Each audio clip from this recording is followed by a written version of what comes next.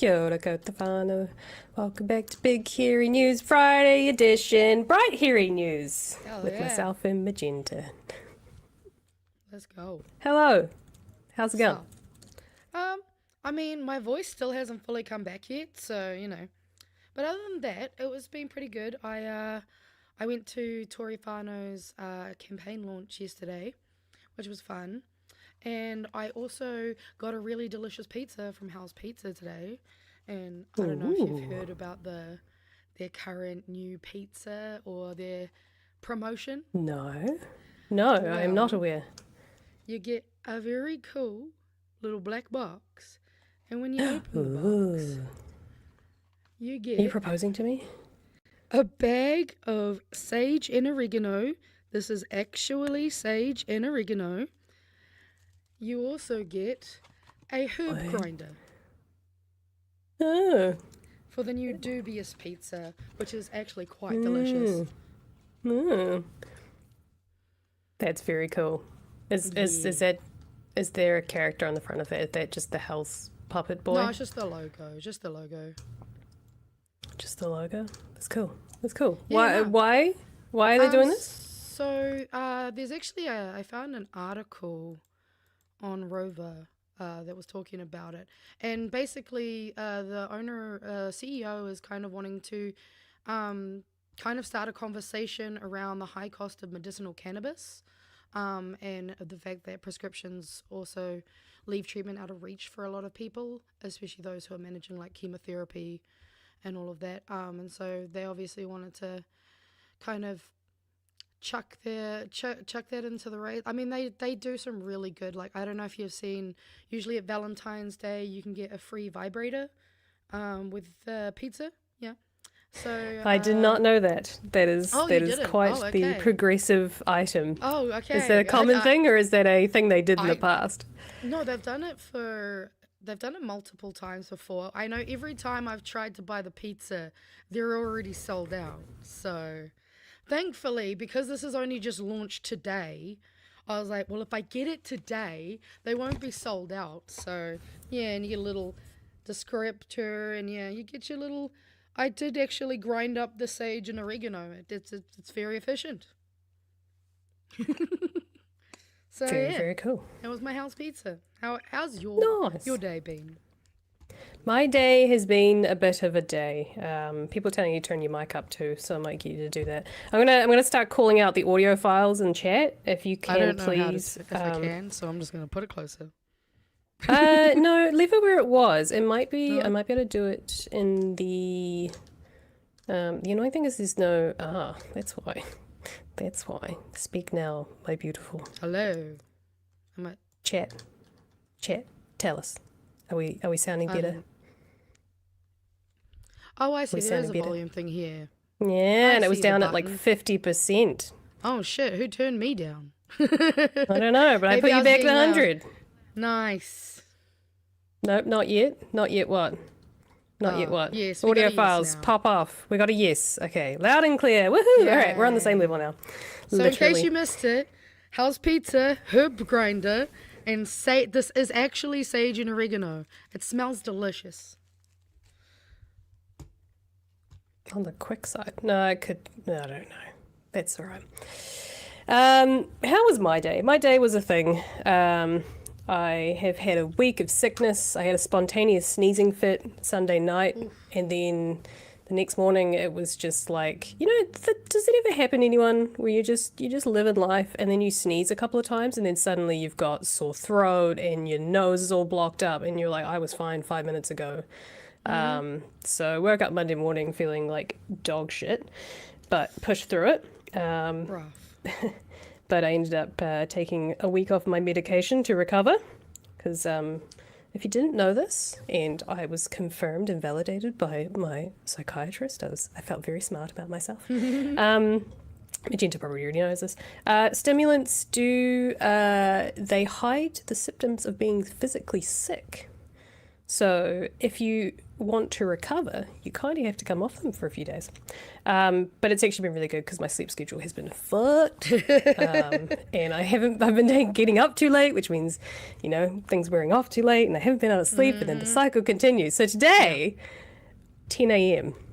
on the dot. Damn. That's good. That's good for me. Really good. That's really good. It's really good for me. Recently, it's been like, wake up at 10, and then by the time I get around to it, I'll be like, oh, it's 12 o'clock. I should probably take my pills. Too late. Yeah. Can be a bit of a... Just a little bit of PSA for the crew, in case anyone was wondering. And that's my TED Talk. Yeah. I also saw someone ask what was on the pizza. Pulled pork, gherkins, beer battered onion rings, this really delicious barbecue sauce, and chipotle cheese sauce. It was very good. I'm allergic to tomatoes, so I got garlic mayo as the base. There you go. Nice. Everyone's obviously hungry. Who wouldn't be? It's a Friday. It's a Friday evening. A Friday evening of which many things have happened. Just as I went to do my show prep, had a quick look at RNZ, see what the haps was, and breaking news. Someone else from the Reserve Bank has resigned. Damn. The fact that the story dropped at like 1 minute, or depending on which one you look at, 5 minutes to 6 on a Friday, I think says a lot about it. Yeah, that is. Whether it's fishy or not, I'm looking at that timestamp and thinking, it's got something to do with Nicola Willis. It's kind of sus. So I spent a wee bit of time this evening just kind of getting my head around what, just out of curiosity, because, there's been a lot of things happening in the Reserve Bank and Treasury space, especially with Adrian Orr. And this is all kind of linking back to that, so I did a bit of a deep dive very quickly, and I've got some articles that we can have a look at, but probably more news to come on Monday, probably. But we'll do a wee bit of a deep dive on that. And then Hobson's pledge, once again, stealing the faces and voices of wāhine Māori. Well done. This time the Mea Rotorua, I believe. So we'll have a quick look at that as well. And then the last one we're going to look at is a bit of a Jack Tame. A bit of a throwback. Yes, I did see we were going to be looking at Jack Tame, and I'm excited to see what you've got for us. Yes, he was in an interview with on RNZ, so I thought I was watching that, and then they mentioned something, and so as you do, I was just like, oh, that's interesting, and so I quickly, this is what it was. I'll explain my thought process here, as to why I went on a very creepy parasocial deep dive into Jack Tame and found some interesting things. Great guy, by the way. But he was on the RNZ interview thing, and I was like, oh, that's interesting. I haven't seen like him being interviewed before for a while, at least. The interviewer being interviewed is always kind of cool. And so I just quickly Googled Jack Tame interview, which obviously the show is called Q&A with Jack Tame, so it just came up with every single episode of Q&A. But wading through all of that, I was like, oh yeah, there's the odd little thing here and there. And then something pops up called the Department of Conversation. Do you know who runs the Department of Conversation? You know whose podcast that might familiar. be? Yeah, It sounds familiar, chat. Put my tongue on it. Sound familiar? And so I had a watch of an episode from about I think it must have been 6 years ago. And it just happened to be with Pat Britton in the studio, in fact. Oh. The two of them together in the studio. And this was a few weeks after Jack had actually just started Q&A. So, I thought we'd do a little bit of throwback and then just some interesting stuff. Looking at the man who interviews and holds the powerful to account. Yeah, so I thought you guys might enjoy interviews the interviewers? Exactly, and it's Pat. It's Pat. But he's done like 3 or 4 episodes with Jack. So when yesterday he was like, yes, Jack is a friend of the show. Like, Yeah. I think it's a turn of phrase, but Yeah. Pat really does know everyone. Oh yeah, like that guy's contacts list, man. You got to keep that under lock and key. He has the New Zealand's. It's not quite the same as the Epstein list, but Yeah, the nothing perhaps like more that like one. the little black book, perhaps more so what I was getting at. The reason I say Epstein's list is I was watching a video. Some lady apparently, I don't know, back in the 90s, is walking down New York's Main Street and picks up this little black book, and it turns out it belonged to Epstein. That's why I was, and it was like an address book with all these phone numbers, and the journalist like Damn. actually rang every single phone number in that little black book to confirm it was in fact truly Epstein's little black book. Oh, phone numbers. That's all it was. Phone numbers. Yeesh. But yes, so Pat has a little black book of New Zealand All the media cool celebrities. Kiwis. And I guess All the some cool probably some Kiwis. not so cool Kiwis too. Probably. Yeah. Yeah. So that's a fun night we've got planned for you, including all of our regular memes, shenanigans. Oh, and one story that you might have or might have not seen tonight that I'm going to keep a surprise for a certain rainbow wizard who might be in Oh, the it's chat. gay shit. Let's go. No, not gay shit. Oh. It's just sparkly Oh, rainbow. it's for the gay shit. Okay. Yeah. No, it's for the sparkly rainbow wizard in our chat. No, okay. It's okay. It's okay. We'll get there, guys. All right. Do you want to start us off with some memes of the week? Give the TLDR, and then I'll Memes, say our yes. thank yous after that. Seeing as I've rambled right. on for long enough. I mean, to be fair, not too big of a week. And this is technically not a meme. This is just a screen clip from David Seymour's actual Facebook page, saying thank you to everyone who came up to share their thoughts with ACT at the Women's Lifestyle Expo and at the studio pole for this tutorial. So this is him going up to a pole dancing vendor and giving it a go. Good to see this is where women's pay equity's gone. To this guy. This is relevant every week, but release the files. I don't know if you saw the whole President Trump threatens to impose 200% tariffs or something on China if they do not provide the US with magnets. Because apparently that's what he's now using to basically stop people from asking him about the Epstein files. Also relevant most weeks, a fake news headline: ambitious young New Zealander shocks nation by not moving to Australia. This isn't a meme, this is just an actual screenshot someone put in our meme channel of the real news. Bishop wants house prices to fall, PM Luxon wants them to rise. Oh yeah, Nikki got memed again. How does trickle down work again? First, the 1% get all the money. And then what? What do you mean? That's it. That's the whole plan. This is a good I believe shitpost account on Blue Sky, which I'm loving to see Blue Sky getting shitposting accounts. It's always good. What I'd say to you is alcohol, tobacco, speed limits, workplace safety. We're going against official advice on everything. But can you imagine how full my coalition's donor coffers are going to be by the time of the next election? Too true. I'm so mad about those alcohol laws. And this one actually kind of made me think about something that Nandor said when he came on to talk to the boys. Give a man a fish and they'll call you a communist. Teach a man to fish and they'll call you a communist. So you might as well be a communist. And you know what? I'm down for that. Also, holy crap, you just got flashbanged. Oh no, I can't hear you either. It's all right. I was trying to fix my yeah. screen because I was telling Magenta that I have some light issue So instead of sitting here in the dark, I thought I would just, make myself a little bit, a little brighter for you.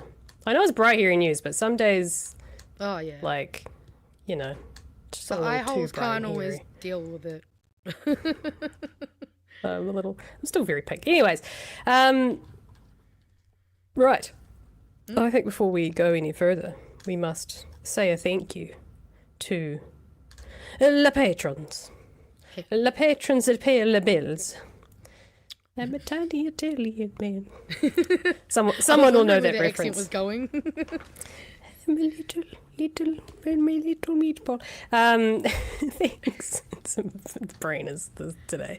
This is what the patrons are helping support. This is what the patrons help support and pay for us. But tiny little Italian man. Thank you for making this show possible. I'm sure your money is going to great causes like our Friday show. If you'd like to become a patron and like to support us, you can go to patreon.com/BigHairyNews and you can join 466 other members who have seen 104 posts from yours truly, the BHN crew.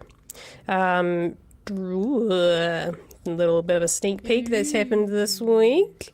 These are the sorts of things that you'll get if you become a patron. From everything from, you can give from $5 all the way up to $250 if you'd like per month, or you can support us by turning up to our live chats. You can support us by just watching as well. Or if you're super keen, you can also support us by going to bhnshop.nz and buying some merchandise, of which myself am repping. I was like, I know that. Yeah. I keep them by my computer on purpose now. These live by my computer. If you'd like to spread the message, such as the Chewie Fufu message, the Nikki No Boats message, the boys, the Buffer message, the foreheads, I think we were called, the foreheads Yeah. message. Ooh, or this just dropped. Ayo. Damn, it looks good on white. Look at that on white. I know. I actually originally wanted to get the white one, but unfortunately they didn't have stock in the size I ordered at the time. So, Not because good I enough. reckon get the white and then you tie dye it. That was my plan. Ooh, Yeah. I like that. Very, Right? very unique. Very individual. Yeah. So, or stickers. Stickers also go down a treat. Yeah. Someone You said it looks so definitely shouldn't clean. put them around. Oh yeah, It looks the so white. clean. I can tell you now, my pink one is disgusting. I can't leave the house in it now. It's well overdue for a clean, and Yeah. this is why That's why I got a nice black one instead. I'm glad I got like the purple and the black, because the purple's definitely pretty decent. I may or may Yeah. not have gotten chocolate on it, and you still can't tell. You can see everything I've spilled on this. It's unfortunate. Yeah, I mean, I the eat a thing lot is of they're curry. so comfortable, and so you just kind of put it on, and then you're like, oh, I just don't feel like taking this off now. Yeah. No, it's so I mean, it's good advertising. It's good good reviews. So good, They're you, so you comfortable. don't want to take it off. You'll wear nothing else for weeks on end until you can't leave the house wearing it. Anyways. It's okay. As Cyber Goblin has said, this is your BHN, and this is your BHN on cold meds. Pretty much. I think we're both a bit loopy today. I'm always a bit loopy. You're always a bit loopy. I think we're always a bit loopy. So, it's the first story tonight. I'm going to do my best to relay the information. I honestly did not have time to actually... Okay. So, as of 5:55 p.m. tonight, Reserve Bank Board Chair Neil Quigley resigns effective immediately as the news that Damn. came out. And I was like, hard shit, because of the timing of when it was released. And because we've seen a lot from the Reserve Bank, and especially with the Adrian Orr things that happened earlier this year. Yeah, it was earlier this year, wasn't it? Yeah, it was. That dropped, and a bunch of other things that we keep getting from the Reserve Bank. I was about like, oh, yeah, this is hot news. And so I did a bit of a digging to be like, okay, let's maybe look at the timeline of things, because I think this is, because I haven't got any much to go off, and I don't really know much about this whole thing. So I had to do a bit of a deep dive in order to relay this back to you. And I went down probably quite a large rabbit hole. Yes. To the point where I downloaded a official information act like PDF stack of like emails. My favorite being a screenshot of a text chain between someone and Adrian, which was when someone's on like an iPhone and they can like a message and then you get liked quotation mark the message. Yes. Yeah. For some reason, he must have pressed like the dislike button, and so he accidentally sent back a message that said dislike quote see you down there in 10 quote. So and then he was like, what is that, like, as in like it was about coming down to see for a meeting. To give context to that, I think that was what it was. And then the person's like, I'm not sure what that was for. And then Adrian's like, nor me. Wow. Like, this is the stuff that comes, and this is completely irrelevant to all of us, I'm pretty sure, but it was just funny that made it into an OIA. That is wild. I mean, I didn't even know you could do that. I knew you could like a message and then it comes through as liked quote. I didn't know you could dislike a message, so it came through as disliked quote. Oh my god, boomers, man. Anyways, so that's one of the many things that I found, which I found was hilarious. But I thought probably what was so it looks like the Herald actually managed to do, it's all under their pro subscription, so I can't actually read all of it, it's really annoying, but throughout the week they've actually been doing a series of articles that dive deeper and deeper into some of the stuff that the Ombudsman has basically forced the Reserve Bank of New Zealand to the information to act on the Official Information Act requests that people have asked for, and then they did basically a big inquiry, and his resignation this week, Neil Quigley, basically follows a lot of criticisms of his handling of Adrian Orr's resignation, is essentially what it comes down to. But because of the Ombudsman pushing for them to release the stuff that they keep holding back for whatever reason, on his departure, they actually put out a nice little timeline. So they actually did my job for me, which is really nice of them. So I can just see like 100 tabs in front of me, so I'm just going to Google it because it's way quicker. And if I go here, would you look at that?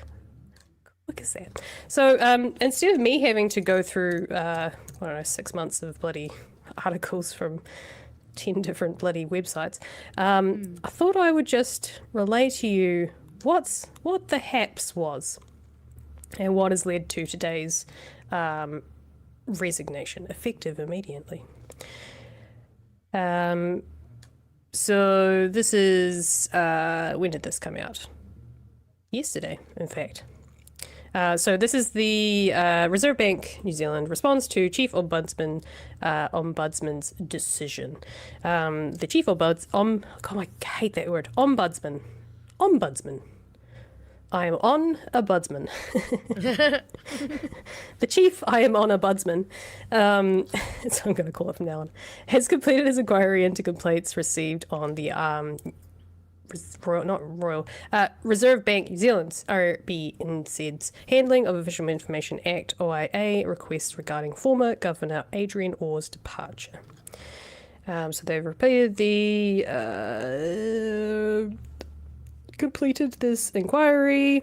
And quote from Professor, he's also a professor, I think he's like VC of Victoria University as well, which I don't know how he does both jobs. Vice Chancellor. There's a million of them, they change all the time.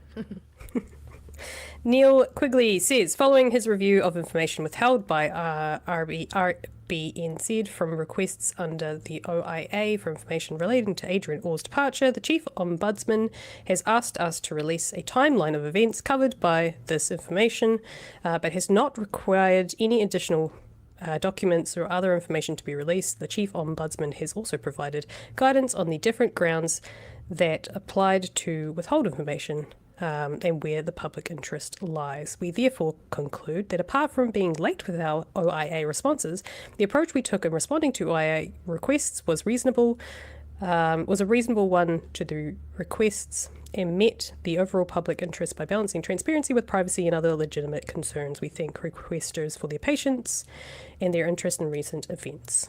Below is a summary timeline of events relating to Mr. Orr's departure. So, going back to the 20th of February, there was a meeting between Quigley, Orr, Treasury officials regarding the 5-year funding agreement. On the 24th, there was a meeting between Quigley, Orr, Minister of Finance, Willis, and Treasury officials relating to the capital requirements for banks, completing competition in banking, and the 5-year funding agreement for RBNZ. Now, the 5-year funding is basically what we all learned a couple of months ago, back in June, was that in the first round of requests that came out, it was revealed that it was the funding, which everyone speculated that was why Adrian Orr ended up stepping down, because he wasn't happy with the funding cuts they were basically doing. And he said that he couldn't operate on that, and he said, my time is done, I don't think we can see a path forward. So this is kind of what's happening in these meetings here. Also on the 24th, Orr emailed RBNZ board to relay his view of the discussions at the meeting with the finance minister and express his concerns about what the level of funding was needed, and then stated that he considered that he was unable to perform his duties given the uncertainty over funding, and described what he perceived as a lack of trust between the parties. Then on the 26th, Mr. Orr emailed RBNZ board ahead of a meeting with the board, stating the governor and the board are in an impasse due to the disagreements over funding, and that it was for the board to take the next step. Orr met with, on the 26th again, met with the RBNZ board following the meeting. Professor Quigley, Quigley, isn't that the guy from Harry Potter? Quigley. No, but I think you have Quirrell. Quirrell? Yeah. It's a Quirrell. But it also kind of reminds me of like Quimby from Simpsons. Quimby. Maybe that's one thing of. Mr. Orr met with the RBNZ board. Following this meeting, Professor Quigley emailed Mr. Orr advising that the board intended to write to him with its concerns. And this is where things get a bit feisty, and there's some. I'll show you the reports in a second about what happened there. Then on the 27th, Mr. Orr advised the board chair that he will remain out of office until resolution of the matter, and that Christian Hawkesby would be acting governor.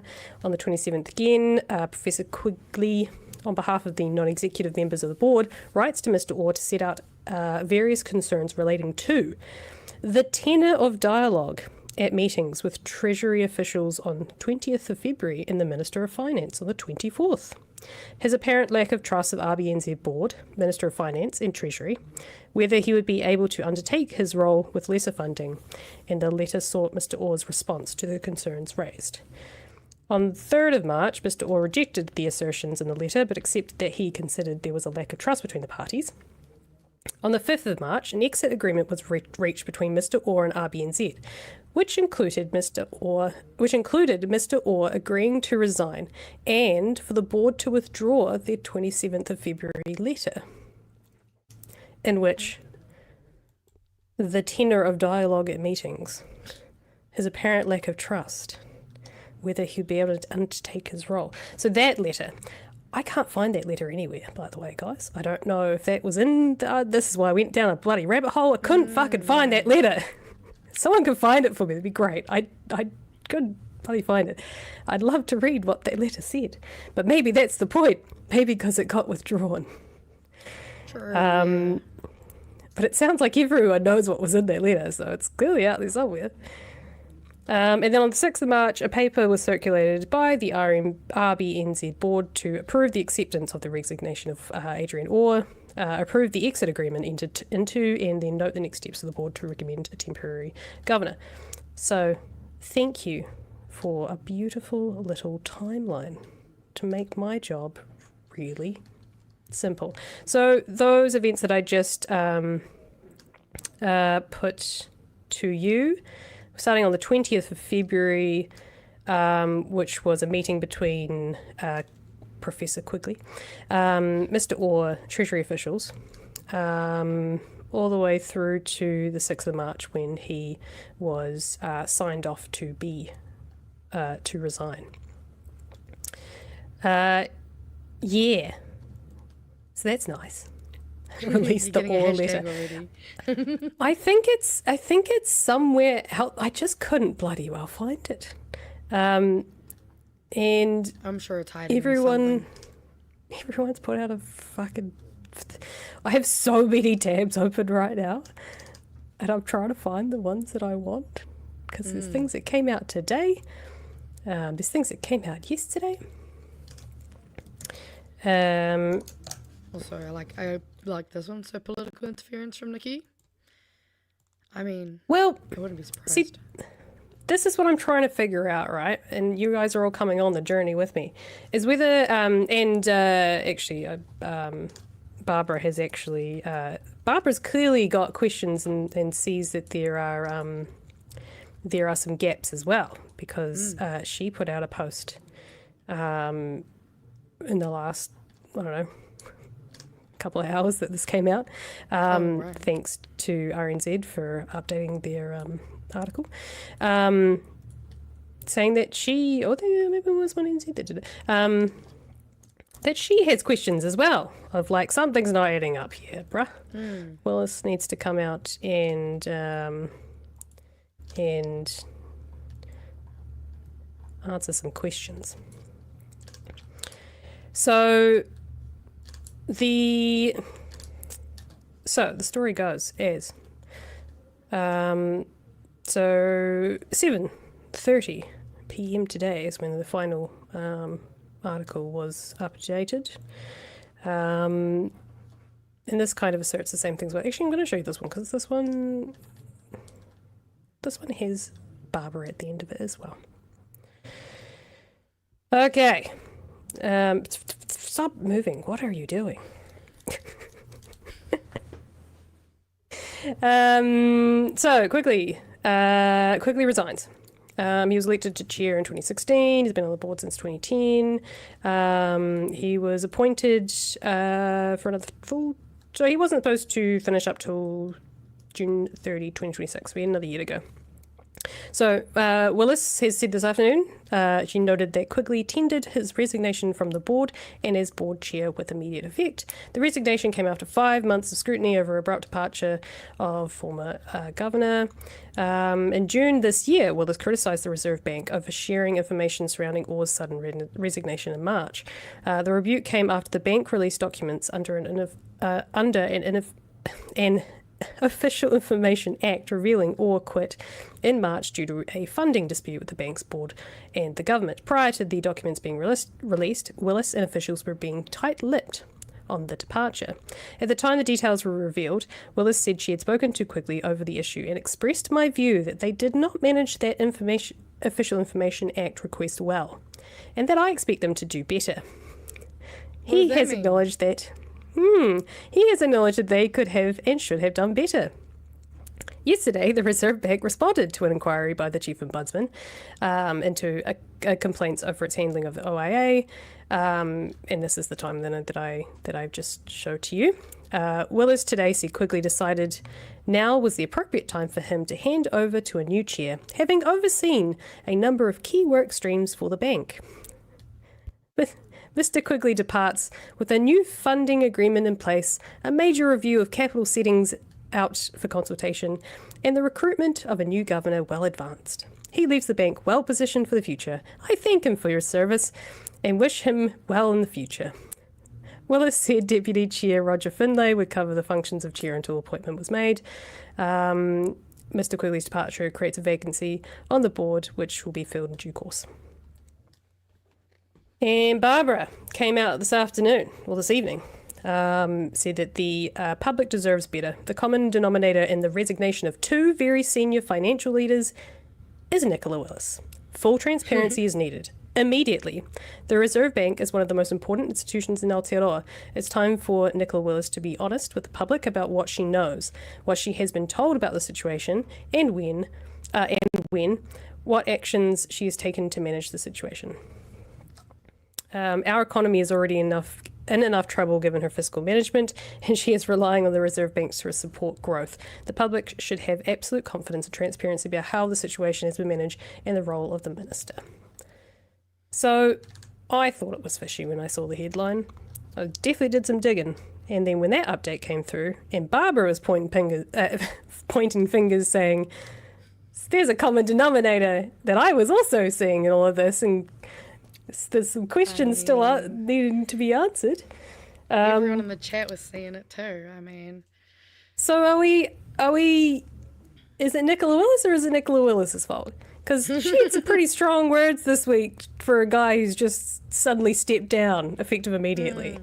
That he didn't do a good enough job handling all of these Official Information Act requests. So the general sentiment that I'm getting from a lot of the stuff I've read so far, and I could show you the paper trail, but you can go and find it yourself. So I'm going to summarize it the best I can for you, hopefully correctly. Is that, as stated there, Willis wasn't very happy with the way that the RBNZ have handled the situation with Adrian Orr's sudden departure. The thing I can't quite figure out is, Willis wasn't prepared to say why Adrian Orr was leaving or why he was leaving. It was agreed across the board that it was personal circumstances that he was leaving. Everyone suspected, without the information, everyone suspected that it was because of conflict in the funding and that sort of thing.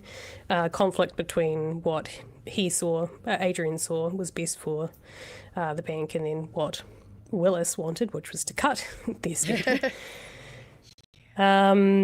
And there's the thing I can't quite figure out as well is it seems that the OIA, Hubby NZ maybe perhaps put out more than they should have, or they didn't need to put out the letter. I don't know. There's some weird stuff in there that doesn't really make sense. She's criticizing basically Quigley for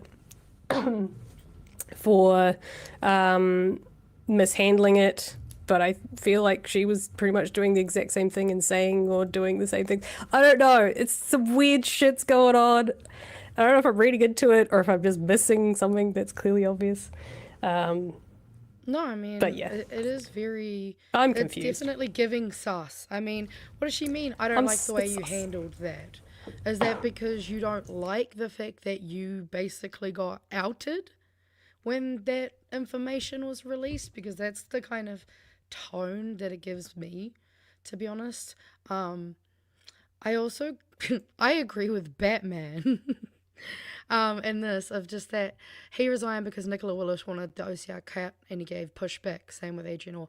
I definitely am more kind of leaning towards this, because it does seem like they've been very vocal about basically disagreeing, but then obviously people are just then start quitting, which is, I also think Rochelle brings up a good point. Trying to throw someone under the bus, and maybe these people she keeps trying to throw under the bus keep quitting because they don't want to be basically used as fodder so that she can get away with it and, act like she's somehow a good finance minister.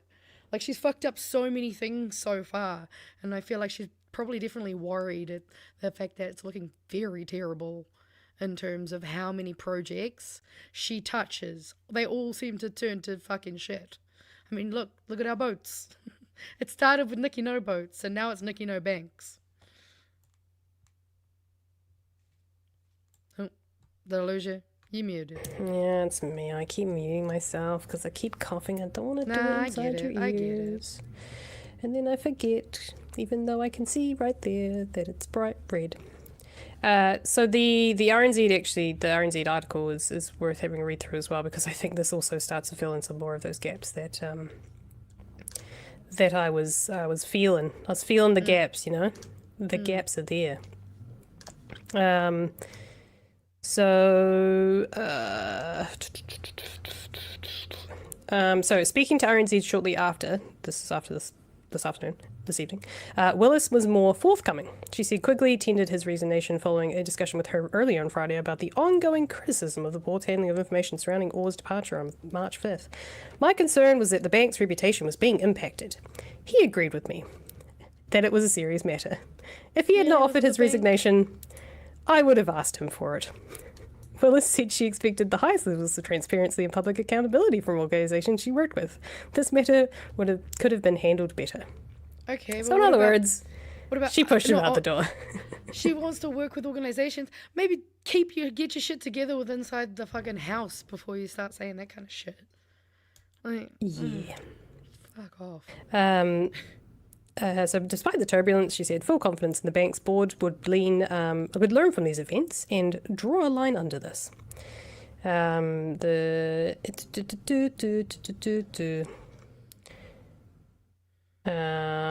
So this week brought fresh revelations about the saga. So on Wednesday, emails released on the Official Information Act, OIA, displayed a spat between the Reserve Bank and Treasury over whether certain information should have made public. So this is kind of filling in some of those gaps before I was saying. And on Thursday, the Ombudsman required the Reserve Bank to release the timeline. And this is where it gets very interesting in this article. It also revealed that Orr's resignation had preceded the board sending him a letter of concerns and then an exit agreement being reached to. So, on both occasions, the Taxpayers Union issued statements calling on Willis to protect the dignity of the Reserve Bank and sack Quigley. Oh my God. If they're the only people that are willing to back you up, that is how you know she's on the wrong fucking side. Nikki Atlas Network Willis. Fuck. So, I think I just read exactly. I think I just filled in the gap. You answered your own question. You answered your own question. I love when that happens. I knew it was in here somewhere. Yeah. So, Jordan Williams, famous economist, friend of the show. This has gone beyond questions about the credibility of the Reserve Bank. It's now a matter of honesty, Taxpayers Union Executive Director Jordan Williams said. Quigley's continued presence at the helm of the Reserve Bank board undermines public trust. He must resign or be removed by the minister. Speaking on RNZ Infometrics, Chief Executive Brad Olson said the exit gave the bank a good chance to reset with a new chair and governor. He told RNZ's panel that he had not expected the announcement on Friday evening and cited concerns about trust and transparency surrounding the central bank. Remember when the governor, Adrian Orr, resigned very unexpectedly? We were told at the time there was nothing untoward. Just that the governor had decided now is the time to exit. No, I fucking believe that. As the time has gone on, we have heard more and more information that clearly shows that wasn't the case. There were concerns building up. In a statement, Labour's finance spokesperson Barbara said it was disappointing that the end of Quigley's time at the Reserve Bank had been marred by poor handling and the resignation of the previous Reserve Bank governor. So yeah, wow. Somebody's listening. Someone's got someone in their ear, telling them who to fire, for sure. I mean, this is a pretty good way to sum it up. Feels like she's placing a second head on a spike outside her office. You know, I'm sure they'll learn from this. Like, what? I mean, I would say what the fuck, but we all know what the fuck. Unfortunately. Like, it's frustrating that we're paying her to do this. That's what it keeps coming back to in my brain. Is that we're paying these people to do this, and there are no mechanisms to which that we can pull the fucking brake and go, hey, I don't think we're going the right way. I'm scared. I want to get off. Because, I mean, like, it's just, I just want to, no, I probably shouldn't say that out loud. Never mind. Continue.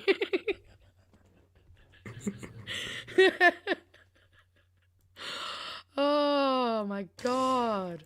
Although Dot did have there's a big smell coming out of what's going on. I agree. It's very stinky. And I wish we weren't paying for this. Yeah. Yeah, there are yeah. I don't want to make of all of this. I think it started with Adrian. Well, obviously it all kind of obviously all of it started with Adrian. But yeah, I mean, we haven't just seen him step down. We've seen people on the Healthy NZ board step down out of nowhere, especially sort of end of last year. We've seen tons of top officials step away before their time is up, before their tenure, I don't know if that's correct, before their contracts are over. Well, it's not just that, yeah, it's the fact that some of them have only, I think one of the women that resigned from, I can't remember the position, I'm pretty sure she'd only been there for not that long. There's also been a lot of people where they've basically come into a role that's clearly fucking a house on fire, and they go, oh shit, and they quit. Like, the amount of, like you say, there's just been a huge turnover. Often either quitting last minute or not long after they've taken on that job. So it does not look good. No, and I think I think this being attached to Willis is damning for her as well. Oh, yeah. And also, I think Gary has a great point. I can't wait to hear Craig Rennie's fucking take on. Again, this is why we know that they come in, and I'm going to read out a super chat because it's very good, Peter. The Friday dump. That is what they do. Is that it's just that we don't want to have to deal with this immediately. So we're just going to say it and run away on our little weekend and then come back to hopefully something that's not something they have to put, the fire is put out a little bit by that time. It's just, it's so obvious at this point.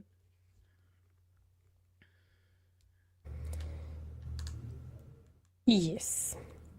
I was very tempted when I saw this headline to ask Craig to come on, but he has had a busy week, and I did not really want to do that to him on a Friday night to explain some very basics of how the RBNZ works and how banks and all of that stuff. But this is also probably not quite him on Monday, so exactly. And we might have some more information over the weekend or perhaps on Monday. So I don't want to jump the gun. I think there's enough out there to put the pieces together about why perhaps he's left.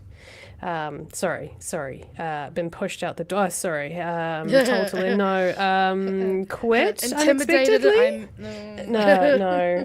Taxpayers, taxpayers union have nothing to do with this. Oh wait. It's giving AstroTurf's gone local. Oh. So basically, to summarize this and what I see going forward, Adrian Orr resigned. Everyone was like, that was unexpected. It was for personal reasons. No one believes that bullshit. Information comes out. Oh, it's because he had a spat with Nicola Willis and the way that she wanted to run things. Okay, kind of makes sense. Fair enough. This guy resigns after some shit related to Adrian Orr. That was weird. Where did that come from? No one really expected that. I mean, he handled it poorly. That's one reason to kill him. So maybe there's some more information there. new load of 6 months of Information Act requests, you know. So it's just gonna be like it's And I funny mean, because who- this he got fired. Sorry, he quit. Yeah. He quit because he mishandled information about one of his former colleagues quitting. But now there are questions and sort of gaps around why this guy has quit. So now we're gonna have it's just like It's yeah. it's although someone in the chat's actually brought out something that I thought would be interesting. I hope Craig hasn't pre-recorded his interview with Jack Tame yet, because if not, hopefully he might be able to get that in there. That would be interesting. So fun times on a Friday night. But that was my one of my interesting deep dive for y'all. That was probably but yeah, I go just follow the threads. They're all out there. New Zealand Herald did a bunch of stuff, what's happened this week, but it's behind a paywall, so if you know how to inspect a page and get around all of those stupid paywalls, then Or just go to archive.ph. It's easy. doesn't always That work, tends I don't to- think. That it tends to. You can also tends to, request depending them on how to old. take photos of. Oh no, because you can find them literally 4 hours after they've been put up. Oh, I have. That's what I use. yeah, I've tried a few times and it hasn't worked for me. Archive.ph. Yeah, no, it's You can good. either ask agree. it to find the images it's already taken, or you can request for it to specifically capture the article you're looking for, if they haven't got it yet. No. Well, you know. So, Yeah. Oh, it's been an hour. That's fun. Off Right. to you, Magenta. do we want to go memes first, or do we want to go chats first? Got a few. Oh in shit! there. Yeah, we got Got quite a few in there, chat. actually. I've also got a bunch of random ones at the top, so don't mind me. Okay, you go for it. I'm gonna grab a quick drink. Back in a second. All right, well, I did just like this. More like Hobson's pledge to steal your identity. Oh no! I think we stole him's identity. Also, Mark, you can do things when tie-dyeing where you can basically leave that section untie-dyed. It's a little more difficult, can take a bit of finessing, but it's definitely possible. What I really want to do with my black BHN hoodie is eventually actually do some bleach tie-dye on it to then put rainbows on my black one, but that's a whole mission, and I've already got my Tino Rangatira Tanga flag painted on the back, so, you know, that's enough customizations for now. And also, I'm really glad to hear that your daughter got you a hoodie as an early birthday present. I'm a September baby, so fellow Virgo, I'm assuming, possibly Rochelle. So that's cool. I love that. I love to see that. And then we might as well. We'll save a couple of these for when M's return. Oh my God, that was When I get back. whoa. Man, first the chat took you away, and now we've got you back. Scary. Kamatara for $5. Jack will always get my respect because when he was a breakfast host, he snapped at a very racist caller named Janice saying to port Māori to an island. And I do remember that, actually. That was pretty good. I just remembered, like, it was, oh, gorgeous. Ems is like, oh my God, I have to add something to my Jack Tame parasocial file.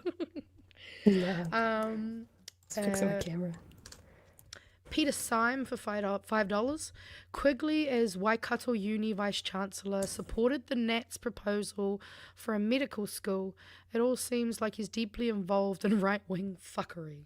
Interesting. Well, that doesn't make any sense. That doesn't fit our narrative at all.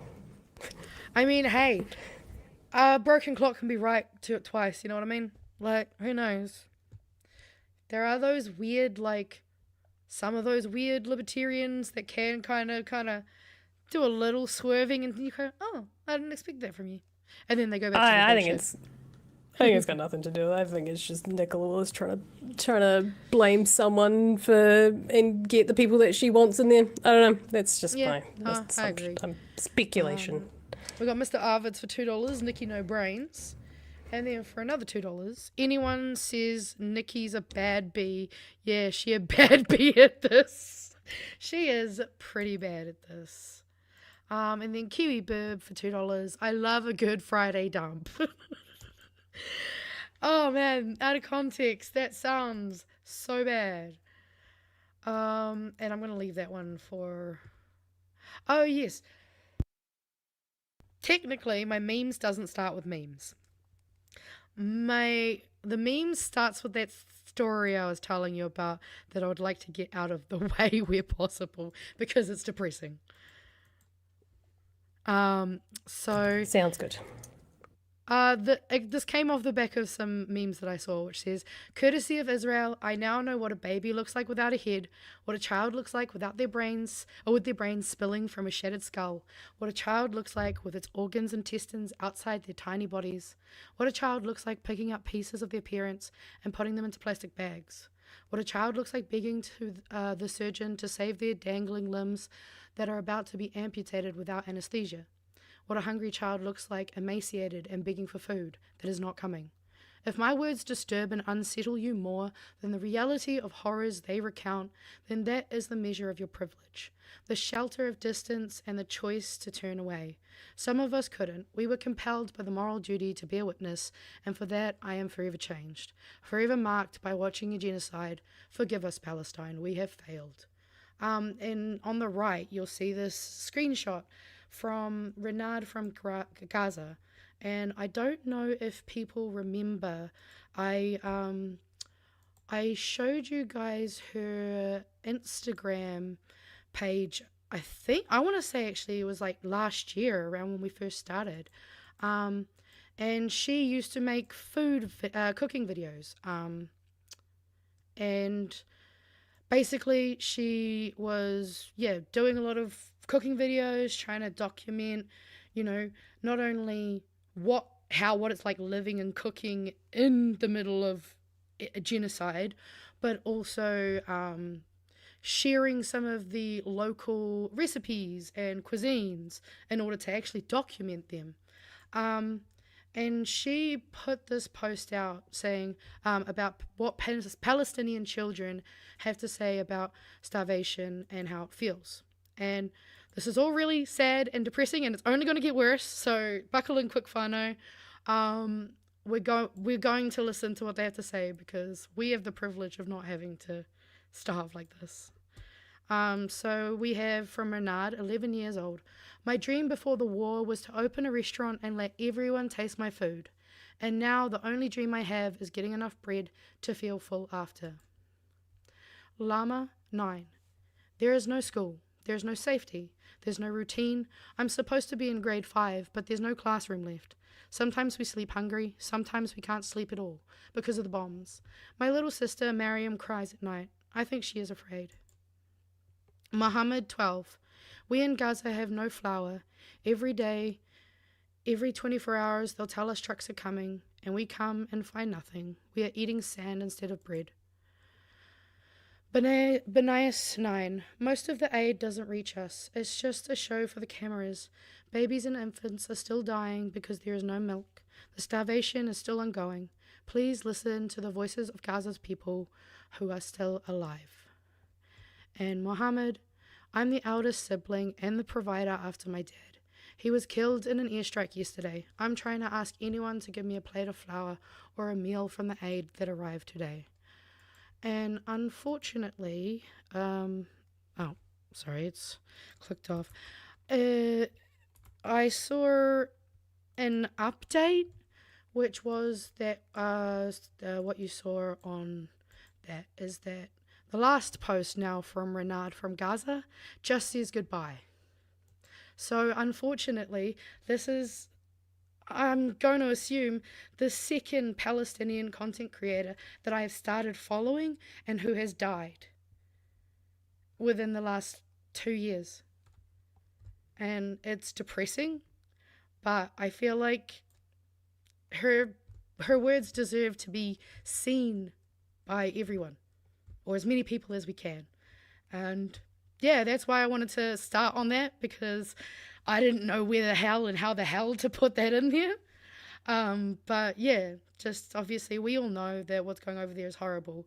But we have to remember Christopher Luxon said that the declaration of famine would not speed up the process for them to recognize Palestine as a state.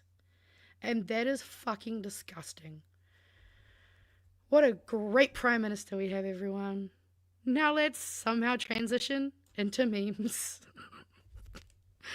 Although this one is kind of on brand. Ivanka Trump, white supremacy, like all other forms of terrorism, is an evil that must be destroyed. Maybe bring it up at dinner or something. We definitely need buffers, and God, she'd never be one. Dad, how did you meet Mum? Stop talking about Epstein. Oh, this is so good. Gavin will never be as cool as Trump. Y'all are dreaming. What about now? The New Yorker with a very apt depiction of the United States and their Congress. Russia. I'll just get a sliver of Germany, thanks. Like, how much Germany are we talking? About that much Germany? How about a little bit more? Oh yeah, new rock, paper, scissors just dropped. Canine bites cow, deputy tases canine, cow kicks deputy. Yes, how it feels to live under her nationalism and capitalism. Not good. Stupid shit, Trump says. White evangelicals. Followed up by, Siri, show me an example of a bleached rectum. I know economics. Do you know economics, or do you just hate poor people? I just hate poor people. Also, shout out for the Donnie Darko memes. I love Donnie Darko. And the Yeehaw Boys, might as well finish on this one. Erica Stanford reads the replacement of those hard-to-read Te Reo Māori books. From My Teacher Has Two Jobs to My Mouldy School Lunch Burnt Me at brunch, a bunch. Yeah, we'll leave that there for now and go in. Oh, get off the... why is it not getting off? There we go. No? There we go. Fucking hell. Oh, and I did it for you. Yeah. No, it's all right. I got this. I got this. I know what I'm doing. I know things. All right. Number two. Number two story for tonight. Number two. Is it a bit of a number two, or is it just the number two? Nah, it's a bit of a number two, unfortunately, guys. Sorry. Right. But hey, we're ending the show on a high. I'm just saying, we'll give this one its time, but we won't dwell on the bad stuff, okay? Rotorua Mayor criticises Hobson's police for using her image. Woo! I mean, I can kind of see why they went for her out of all of the ones. But really? I wonder why. That's just me being silly. So, Rotorua Mayor Tanya Tapsell has criticised Hobson's police for using her image without permission in a social media post critical of Māori Wards. Surprise, surprise. The post also used quotes from Tapsell, which she claimed were misrepresented to mislead people into believing she was aligned with the political lobby group's messaging. You do not have my permission to use... Tapsell? Sorry. Thank you, Tapsell. Thank you. Thanks for correcting me. You do not have my permission to use my image. My comments mislead public that I support your campaign. Tapsell. That's what you said, right? Tapsell. Yeah. Said on public Facebook post in response. So Tapsell voted against Māori Wards for Rotorua Lakes Council in 2021, but in 2024, when faced with a council vote on whether to have a poll on Māori Wards in 2025 local elections or disestablish them, Tapsell supported a vote. The image in question was NZME photo of which Hobson's pledge used without permission or purchasing. NZME, publisher of the Rotorua Daily Post, confirmed it approached Hobson's pledge, asking to take it down. So they didn't actually get told. She herself didn't tell them to take it down. It was again a takedown based on copyright. Right. So I don't understand these guys. They're so dumb. Okay, so she does explain her reasonings for what she said, but this is the post that I'll zoom out so you can see the full thing. This is the post that was put out onto Facebook, quoting her saying, "Being Māori is not a barrier to being elected. Before we had 4 Māori councillors around the table, now we have 3. 2 previous Māori councillors have unfortunately lost their jobs. So you have to be careful what you wish for when you set these policies. And unfortunately, we haven't seen a good result in Rotorua because of them." So, just quoting her, you know. Just quoting her, yeah. Just quoting her. There's a lot of ellipses in there, guys, just saying, but just quoting her. Māori don't need mandates to lead. Vote no to Māori Wards, says Hobson's pledge. And then they did the same thing. Do they have it on here? No, there was another one as well where she was quoted. They later reposted the same quotes attached to a different image of Tapsell, this time from the Rotorua Lakes Council website. It also accused Tapsell of using a copyright complaint to avoid a difficult conversation. Tapsell said she was surprised and truly shocked when she found out her image was being used by the organisation. "I've never been associated with and don't ever intend to be associated with Hobson's pledge." She clarified her current views on Māori wards in Rotorua, saying she stood by her views expressed in 2021 and 22, but that they were specific to Rotorua, not Māori wards as a whole. "We've been so lucky here in Rotorua that we've often had at least 40% of the council being Māori descendant, and, of course, myself as the first Māori female mayor. When Māori wards were introduced, I could see the need for them elsewhere, but equally I had concerns about how it would work practically here in Rotorua. It needed to be a local conversation." She supported Rotorua's retention of Māori wards as they are, although she would like a return to representation reviews for future shaping of the council. So that kind of gives some context to what she said there. I'll pull up the other quote in a second because I think the other one's probably a bit better as well. What did Hobson's pledge have to say by it? Well, Don Brash stood by his posts and was not prepared to make any changes. He confirmed Hobson's pledge did not contact either Tapsell or NZME to ask for permission to use the photo, nor did it contact Tapsell to confirm whether she stood by the quotes attributed to her.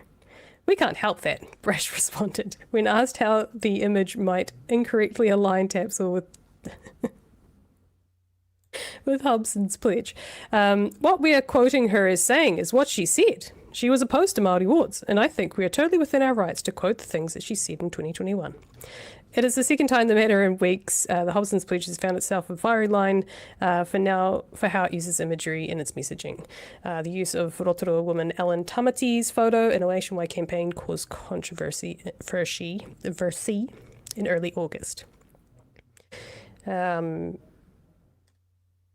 Yeah.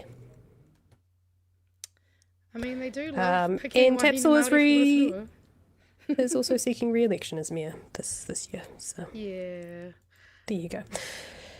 saw that. Yeah, this is your homeland of sorts. Any Yes. thoughts to say on the matter? Any thoughts to say on this particular person in their views as I well, if you're aware? Well, I mean, yeah, you guys know that's where I'm from. And as people have mentioned in the chat, that she stood for national, under the national vote. And she has also been extremely vocally anti the homeless. She likes to say that she's not anti the homeless and it's just all about, their well-being and blah, blah, blah, and how it affects us. Like, yeah, don't get me wrong. There are negative things that can happen, negative effects. Still doesn't mean that you should be getting the police to move on homeless, taking their shit and putting it in the rubbish, amongst many other things. Like, she's always had a really gross attitude when it comes to those types of topics. So, like, and the only reason I know how to pronounce her name is because I went to the same school as her, voted for her, unfortunately, in my school elections. God, regretting that one now. I do think it's just funny, though, that they keep getting caught out purely because of copyright. Like, how old is their fucking marketing team to not, like, know that that's something they should check and be mindful of? That in and of itself is kind of just, but I can't blame them for picking her. She has said before, a lot of the arguments I heard around why Rotorua didn't need Māori wards was because there's already a high Māori population, kind of, which is, yes, that is true, but that doesn't mean it will always be that case, or, you don't put these things in there so that you have to kind of make it different. It's just making sure that way it's consistent. Like, I'm not a fan of her. I could definitely see people actually believing this billboard a lot more, because obviously she has publicly said some quite stinky things, to quote Dot. And yeah, she's just, I'm not a fan of her. I've been very anti her. I did see, unfortunately, someone was saying they are probably gonna have to vote for her because there's no other better options. So I feel for everyone back home. I wish that there was a better option. And yeah, I mean, it's funny to see Hobson's pledge wasting more money, having to, because I mean, how much money are they wasting right now? Like, that's at least the one silver lining, is that hopefully they'll burn through some of those big wads of cash that they fucking have access to, because we know that they've got a lot of money on their side. I'm not sure if it's the same for you in Christchurch, but I know a lot of the far right-leaning parties have a lot of billboards around at the moment, because they have the money to just plaster them around. I haven't actually seen a hell of a lot of sort of, especially around Māori wards and stuff like that. I haven't seen any of that kind of advertising. I've seen like typical fence post for each of the candidates running for mayor, and obviously all the council spots as well. So mostly that around the place, but I haven't seen anything kind of propagandary like that of note. But I have, we have a lot of digital billboards here. I'm sure you have them in Wellington as well. But they're the big national boys. They're every crossing, the Yeah. it's not even bloody it's not even like, it's not even election year for national government. It's local governments, but I'm still seeing bloody propaganda or stuff for them. So with their hordes of money, they're able to start their campaigning quite early, and unfortunately, us grassroots lefties with not a lot of money, with a fraction of the money that they have behind them, but National have behind them and ACT have behind them. I feel like a fraction's being considerate, more like a drop. Also, I think there's actually something that I've noticed here in the chat, though, pointing out, is that, do we think that maybe they're doing it on purpose for the extra publicity? And you know what, guys? Probably, yeah. Possibly, yeah. Like, outrage, we know rage baiting is all the fucking rage with the right side of rage baiting is the rage. Yeah, that's all the rage baiting. And also, Cal points out, it'll be them using Jordan's company as well, because obviously got to keep that money circulating in their echo chamber. Although it does actually remind me of something that, well, I'm probably going to talk more with Tori about next week when we get her on, but something that she mentioned last night that I thought was, it actually wasn't something I had thought about yet, was that, like, not only do we need to be out here, like, especially on this side, grassroots, we don't have the money, not only do we need to be advocating and kind of trying to educate people into, voting for Green candidates, Labour candidates, Te Pāti Māori candidates, we also need to be educating people so that they just don't vote for the far right parties. We need to start having conversations and actually going to try and decrease those numbers, because often, even if some of the lefties do get in, there is so many more astroturfs basically sitting amongst them that it still is a hard fight. And that's something that I definitely think we should focus a little bit on a bit more, even especially in the next 5 weeks, working our way up until voting, and kind of just reminding people that it's not about just voting for Labour, Māoris, Greens. It's also about kind of getting them to disengage from parties like ACT, New Zealand First, and fucking, people like Independent Together, Ray Chung. I mean, hell, I'll be honest, if you could even just get a ACT or a New Zealand First voter to just vote for National, honestly, I feel like even that'd be a little bit better. Just anyone else but them. Yeah. Indeed. So that's that story then. Also, I guess we'll just wait for the next one to come for on. Māori Wards. That's the true message. Vote yes. Yes, indeed. Should we get some super chats? Maybe I should read some. I'm going to read some super chats. Yeah, go for it. How about that? My voice How about sucks. that? How about that? How about that? Kiwi Burb. Hobson's Pledge, more like Hobson's Dredge. Kai Matsara for $5, thank you. Says, in 2008, an IDF member said they were going to give Gaza a Holocaust. Ooh. Source, The Guardian, Israeli minister warns of Palestinian Holocaust. 29th of Feb 2008. Damn. When we were 14. What? We were 14. Wow.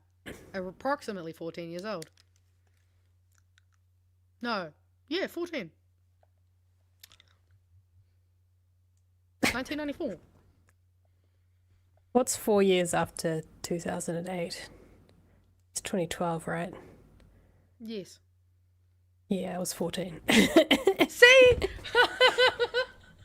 Now who doesn't want to do math on this fucking show? It's like, shit, I was that age by that point. By I God. know. Damn. It's a long time ago. Yeah. I see that you starred there at the top comments Yes. that she is safe and out of Palestine. That was Fingers assuming crossed, I would like to follow up about Renard, because I hope that's the case. I hope she was just saying goodbye to Palestine and going somewhere safe. So if that is the case, awesome. Because I'll be honest, I was fucking sweating bullets when I saw that. Well, I read it while I was at the Greens event, I think, and I read it. I was like, oh Jesus. Yeah. All right, last super chat. Waheke 12 says any publicity is good publicity. The fuss gives them free advertising. They're doing it on purpose. Yeah, wouldn't surprise me at all. Would not surprise me thoroughly. Do you want to meme us up before we have a look at the handsome boy? I was giggling because Peter was 29 when we were 14, and that just made me go, tee. I mean, I'm 31 next month, so... Peter, are you catfishing us with your profile image then? Or are you just a very, very handsome... I don't even know how old you are now then. Yeah, no, I don't think we're getting that math. Well, what? It was 16 years ago. 50 years? 50 years? 16. 29 plus 16. I don't know, 50 something. My dude, you catfishing. I refuse to ever it's an teach old pick. my daughters the archaic concept of losing one's virginity, as if some baby-dicked boy who drives a Honda Civic is really taking something special from you. Lamau, grow up and overthrow the government. Much better plan.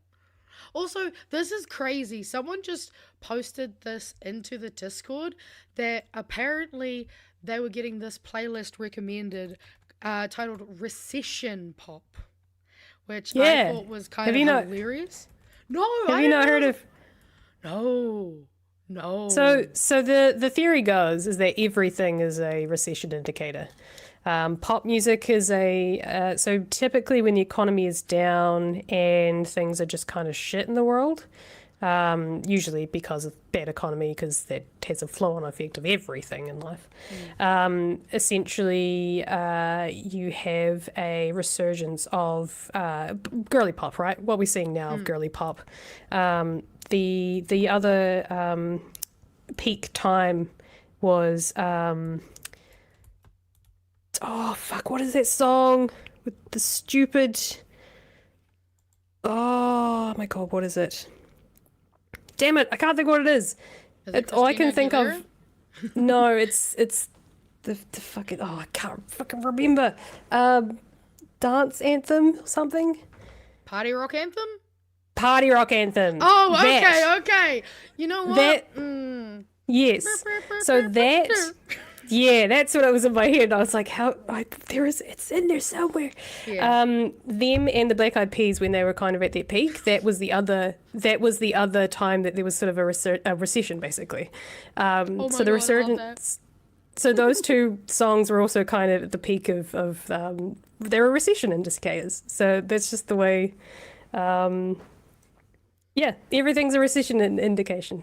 Everything. Yeah, that's. I mean, So. I just thought it was. I was like, well, I think the thing that really got me was the fact that it had Christina's, like, there was like some of peak Christina when I was like, when we were like primary, intermediate, high school vibes. It's looking like Yeah, a and Candyman do you know when the or- GFC was? Yeah, I know. Oh, it's why we're all so. Oh man. I also just realized I've noticed apparently Spotify will make you one based off of the music you listen to, which is honestly kind of good. I don't think it's the Sabrina Carpenter's got to be recession pop then, right?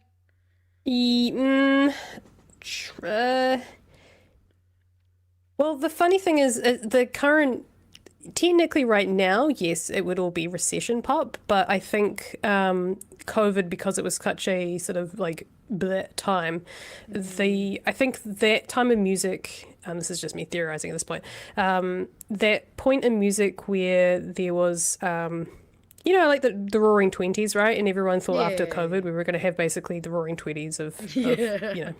we No. speed run everything in today's age. So we had like Right. a year, maybe 2 years of Of a of sweet our spot, Roaring Twenties. right? She probably was came off the back of that. So like the post pop. So post-lockdown, post-COVID sort of bubble where everyone was like roaring. But now we're sort of seeing, I guess, true recession pop. But yes, yeah, everything's a recession indicator. Okay, so baby no money, recession indicator. Love it. I mean, it is baby no money. It's in the name. And it's yeah, very apt. When you try to cope with your problems by joking about it, and then someone says you shouldn't joke about things like that. Yeah, I fucking hate when people do that. It's like, don't you tell me how to deal with my trauma. Oh yeah. Holy shit! I found this on Facebook, and no context, just I love it. It's terrifying. But also, Holy she kind of makes a good Joker. You didn't have to edit that at all. That's just an image of Judith Collins. I mean, it's edited, but yes. Sure. Yeah, that's 100% edited. So it's just here. No, I don't think there's any editing going on up here at all. Oh yeah, I mean maybe less up here. I mean, also I love this is so crazy. Just Crab Museum. This is their post. Museums are the place for societies and cultures to explore, exchange, and talk about ideas. For us, we start with crabs, but before long, you'll find that all knowledge and life on Earth is interconnected. There is no lane from microbacteria to ballast water filtration system and on to tufted puffins. Our world cannot be compartmentalized into neat boxes. Let's contextualize the challenges facing the world today. The road to fascism is paved with people telling crab museums to stay in their lane. And I'm always here for a good shitpost. So. Oh, this isn't a shitpost though. This is a real thing. I went and double checked. So it says here, Sick days. We will no longer accept a doctor's statement as proof of sickness. If you are able to go to the doctor, you are able to come to work. This is basically pre-COVID times kind of mentality. Ew. Personal Gross. days. Each employee will receive 104 days a year. They are called Saturday and Sunday. Lunch break. Skinny people get 30 minutes for lunch as they need to eat more so that they can look healthy. Normal sized people get 15 minutes for lunch to get a balanced meal to maintain their average figure. Fat people get 5 minutes for lunch because that's all the time they need to drink a Slim Fast. Dress code. It is advised you come to work dressed according to your salary. If we see you wearing $350 Prada sneakers and carrying a $600 Gucci bag, we assume you are doing well financially and therefore you do not need a raise. And then the best one is bereavement leave. There is no excuse for missing work. There is nothing you can do for dead friends, relatives, or co-workers. Every effort should be made to have non-employees attend to arrangements. In rare case where employee involvement is necessary, the funeral should be scheduled to the late afternoon. We'll be glad to allow you to work through your lunch hour and subsequently leave 1 hour earlier. It's funny. I'm just going to just assume that was satire. You know what? In this fucking day and age, on the timeline we're on, I don't know anymore. I can't fucking tell half the time. I want to believe it's satire. I do. You literally can't. You can't write this shit. There's things that we see happening around the world. You just can't write it. I can't remember what it was. I don't know if I was talking about it last week on the show, or if it was just something I was watching or talking about. But I don't think you can write good comedy anymore because the real world is stolen. Yeah. It's like the South Park thing, right? Where Charlie Kirk, Cartman becomes Charlie Kirk essentially, and does Charlie Kirk. I think he literally. Funny. Line by line gets quoted in the show. Even as stupid, picks up his water bottle and then puts it down and picks up his mic and he goes blah, blah, blah, blah, and then picks up his water bottle again and then puts it down and then picks up. This is fucking funny. Yeah, but honestly, that was so good. It's so verbatim that it'll go over people's heads because they'll just be like, oh yeah, he's speaking the truth. It's like, no, you don't understand how insane the shit that Charlie Kirk says. And I mean, I've seen so many memes about the Onion struggling. I think the Protruder is the only one that there's some new ones that are coming out where they're kind of able to do some of that. But even then, the real world feels like a meme. And I do you know what? Did you ever hear about the 2012 conspiracy that technically 2012 was the end of the world? It was just the end of the world as we know it. And now we're currently living in post-apocalypse. And everything feels so dystopian. Yeah, exactly. See, I believe it. Convince you. I believe it. Exactly. That's what I feel like I'm getting to at this point. I don't know what happened. But imagine a world where Bernie Sanders won, and America didn't interfere with Chile and their socialist movement, and Bolivia and a bunch of other countries that were heading that way. Imagine if they didn't get involved in the Middle East for their oil. Imagine if Donald Trump didn't get elected. Imagine if we didn't run Jacinda out of the country. Can we please go to that timeline? I know, right? Oh, God. All right, we better go to the next news story before we all get depression. It's an exciting one. You know what our news story is? Ooh, what? It's Jack Tame. Hell yeah. Also, Gary said that the dactory in Auckland closed in 2012. It's all coming together, people. It's all coming together. That was the catalyst. That I will Jack Tame you. Okay, I don't like the way you said it. I don't like the way you said it. So actual friend of the show, as I found out today, of course, because Pat knows everyone. Jack Tame was on a podcast called Recovering, which is run by the guy who's in this picture. I don't know his name because they didn't put it anywhere, and I don't remember people's names. I barely know them when they're standing in front of me. Here's a chat to this man from he's kind of, he acts in this podcast, he's kind of in he acts as the as a journalist's chaplaincy, or actually he might be a chaplain for journalists, so sort of like a place that people can go to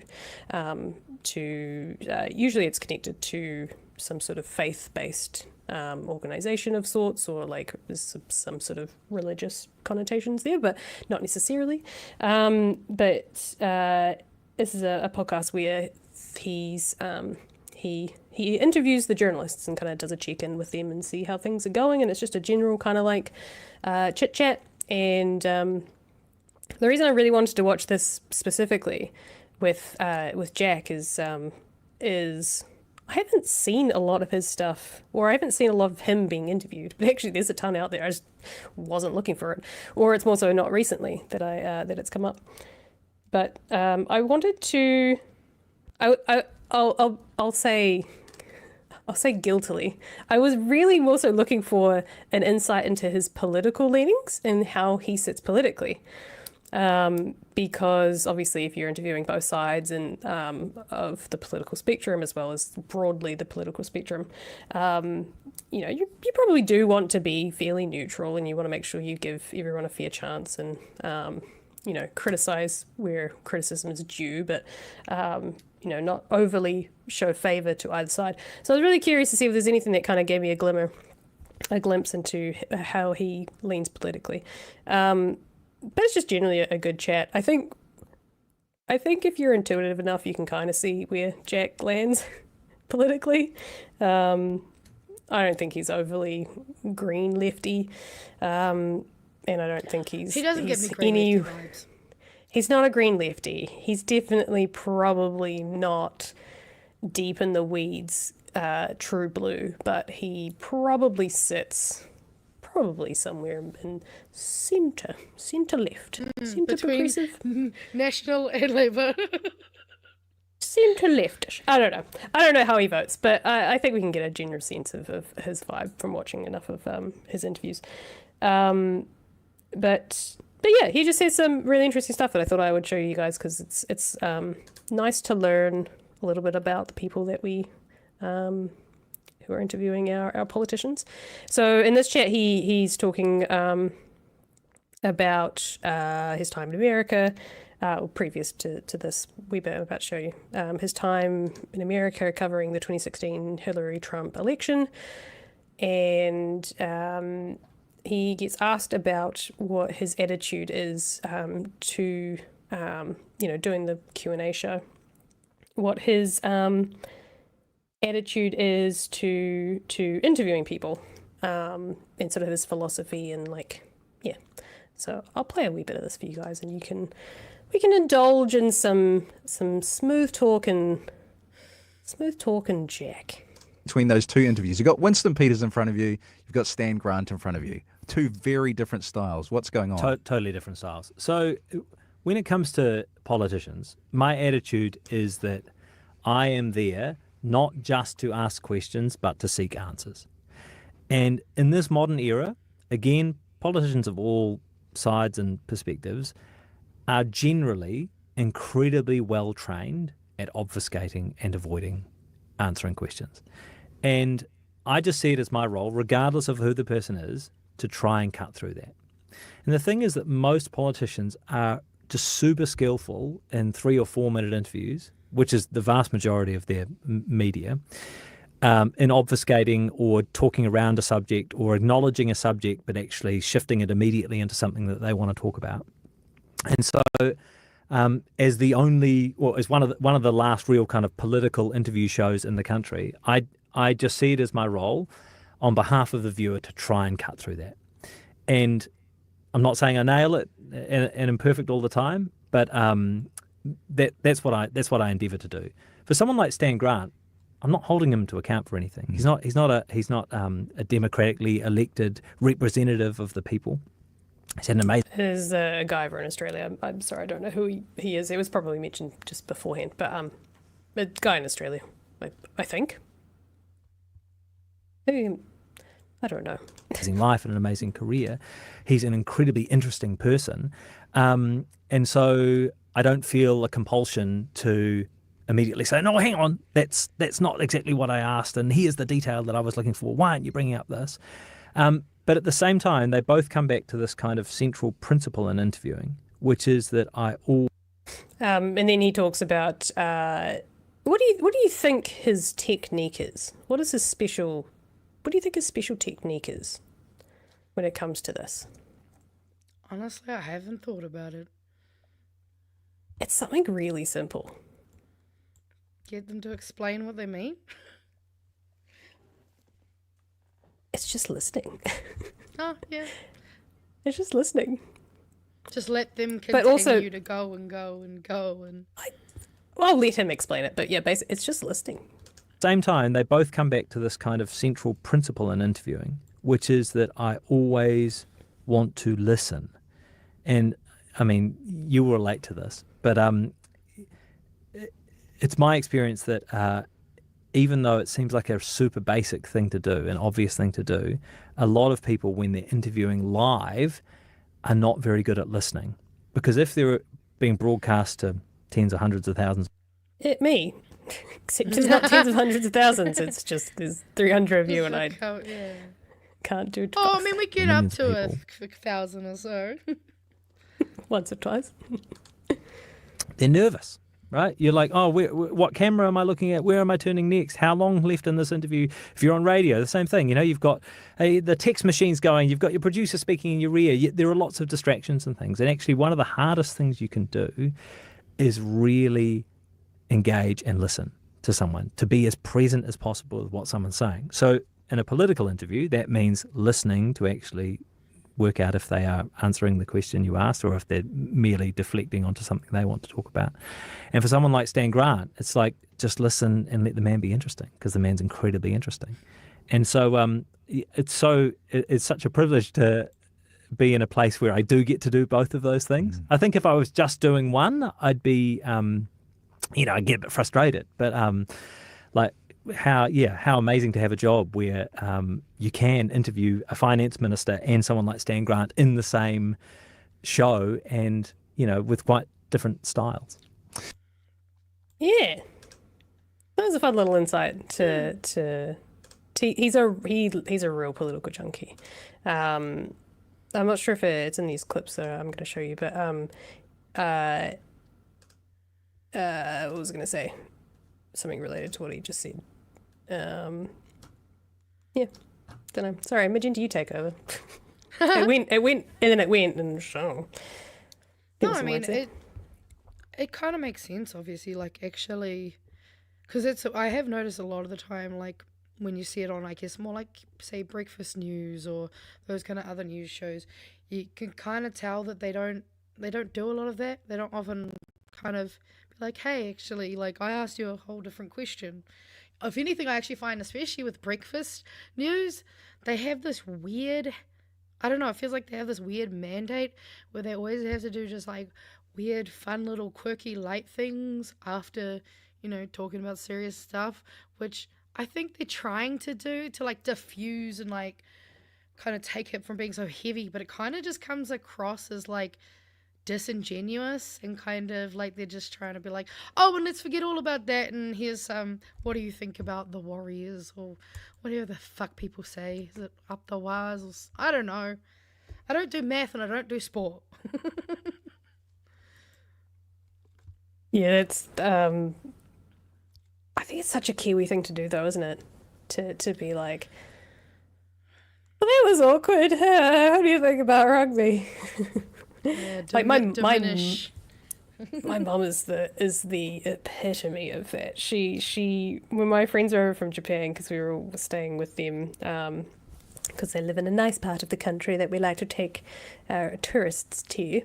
So we were staying with my parents, but we were having one of our friends is from Costa Rica, and we were having a discussion with him sort of around, I don't know, he's from Costa Rica, so you can imagine the sort of like circumstances that he grew up in, and the sort of, you know, things that he's the side of life that he's witnessed, you know, poverty and just sort of a completely different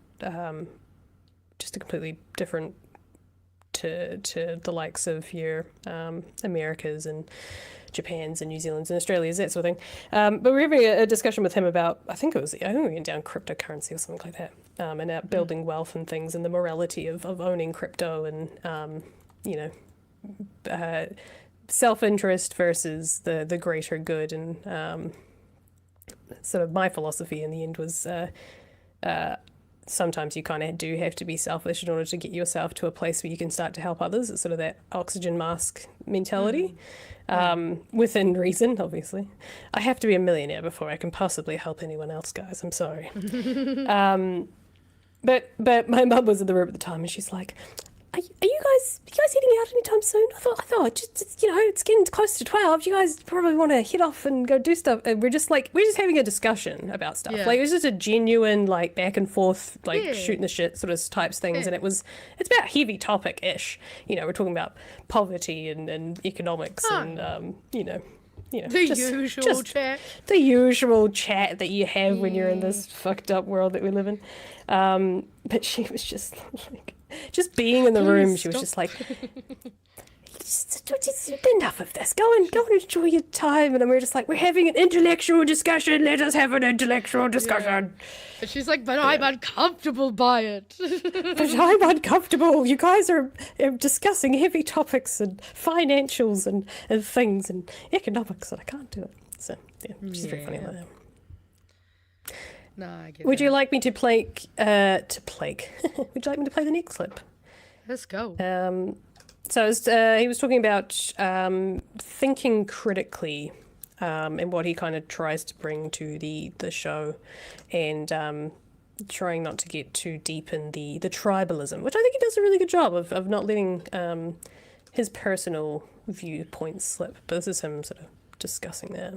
Set you up quite well for a very different role when it comes to Q&A and diving into Q&A. Can you see any connection there? Yeah, and that's He was talking about doing journalism for journalism's sake. So like doing the good work, which is journalism. So, you know, yeah, it's not a high paid job. There are better communications jobs you could do, but journalism has a public good.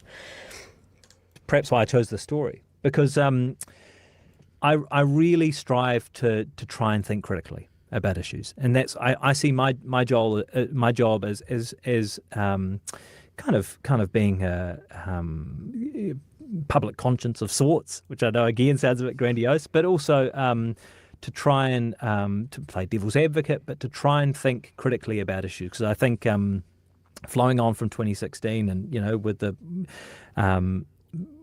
everything that social media has done to our public discourse and political discourse, I think the impulse for tribalism is just so intense right now, and that is a phenomenon on all sides of the kind of political spectrum. And so I think for me personally, reflecting on 2016 and reflecting on how personally I was surprised at that result, is a very valuable experience when I think about public policy ideas today, because I remind myself that no one has a monopoly on being right, and no one has a monopoly on good ideas, regardless of their kind of political background. He was saying earlier before as well, when he was talking about covering the 2016 election, that he predicted that Donald Trump wouldn't win, as a lot of people did.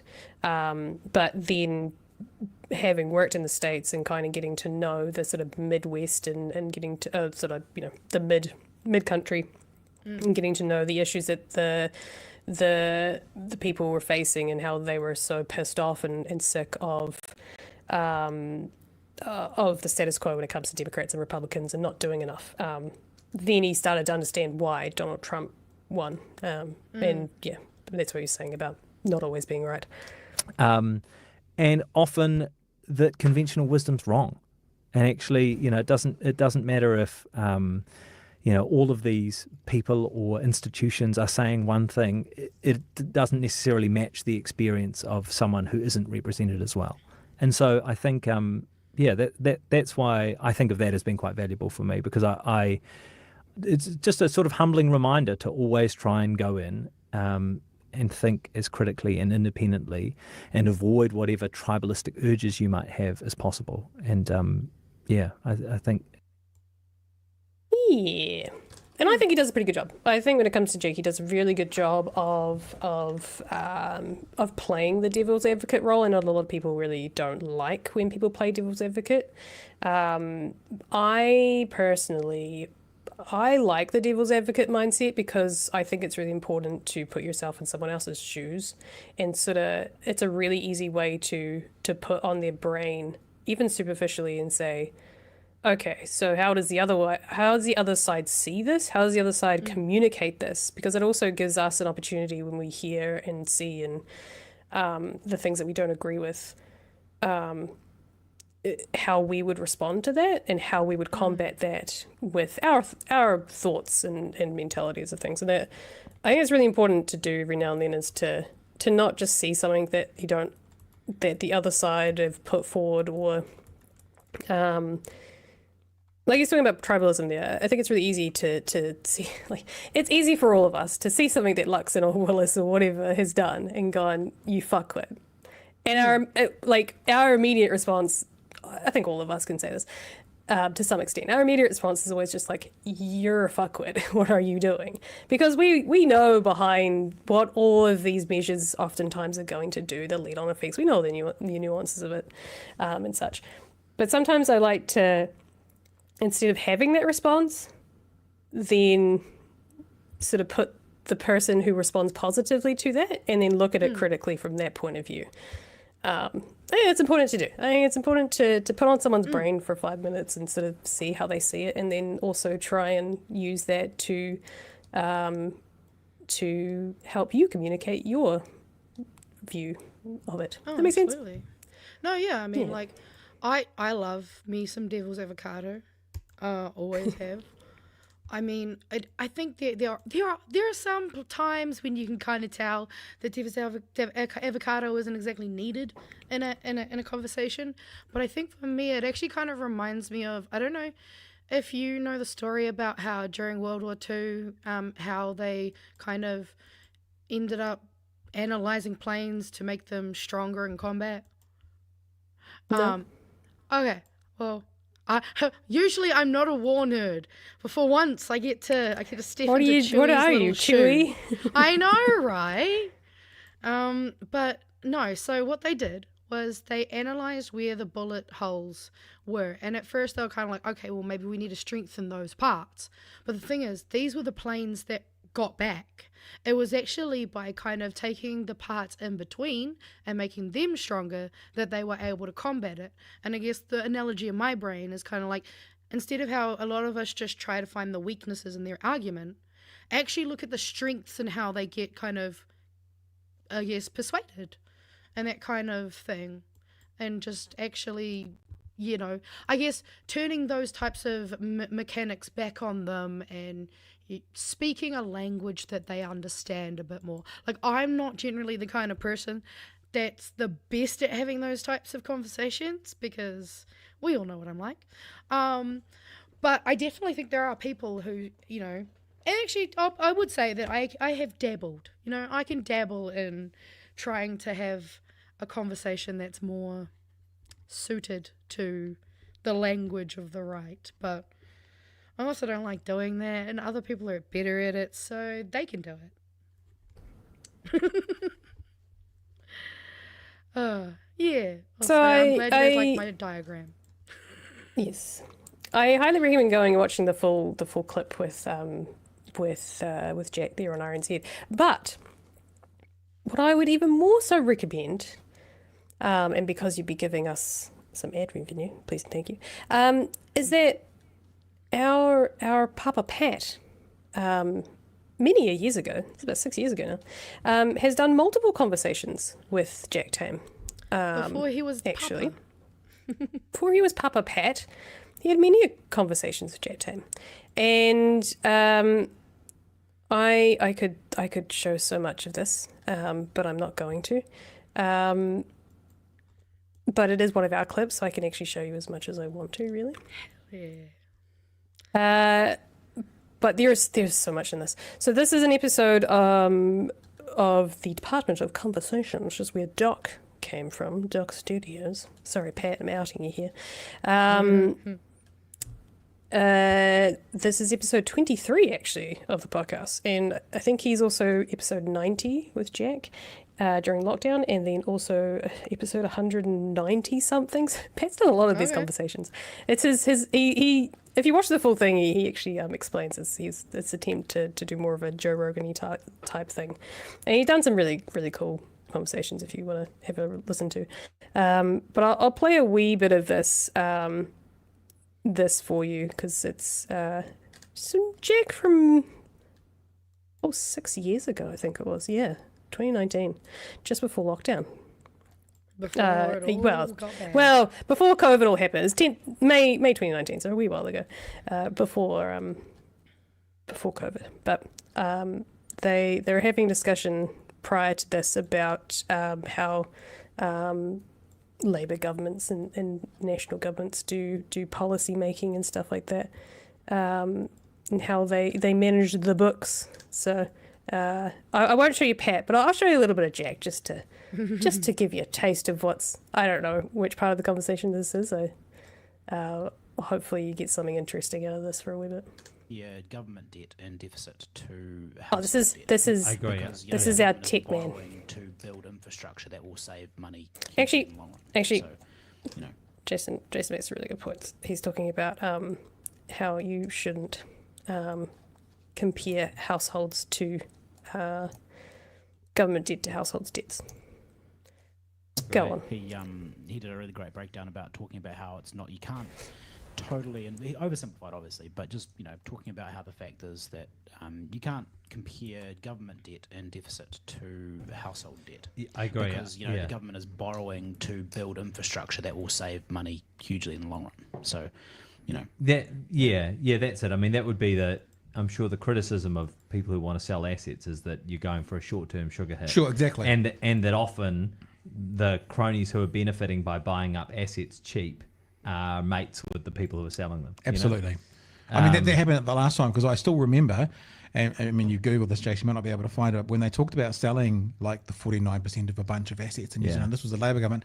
The national government. They talked about they were going to use it to refit out hospitals.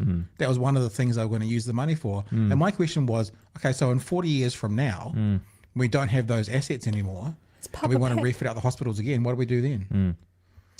Google Graham Hart too. So I'm pretty sure didn't he buy Carter Harvey? His cardboard $5 billion empire. No, but Graham Hart? but it's amazing. I mean, he bought an asset really cheap from a I think it was from a national government, and then sold it back to the Labour government for, you know, like a $20 million profit. Well, that's like the New Zealand the train system as well, the wasn't printing it? press or something. Yeah. So this whole conversation honestly is fascinating. So someone was saying this was post breakfast. It was literally he just quit breakfast, and he was in his second week of doing Q&A. Interesting. And in the beginning of this, he also talks about being single and how journalism and radio and that sort of thing was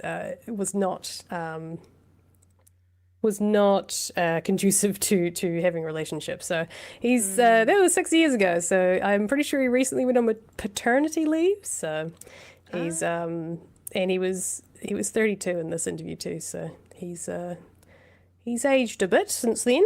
And he's well and truly into his Q&A journey, his Q&A. I just era. thought this was funny. It is Pat kind of Rogan? low key Yeah. giving Pat Rogan. I love it. I highly recommend if you're a fan of Jack and you would like to know a little bit more about him and his journalistic his what do you call it? His career. Yeah. If you want to be super creepy and parasocial like me, you should go and watch the 3 episodes of Pat and Jack Tame, and then go and watch the RNZ one.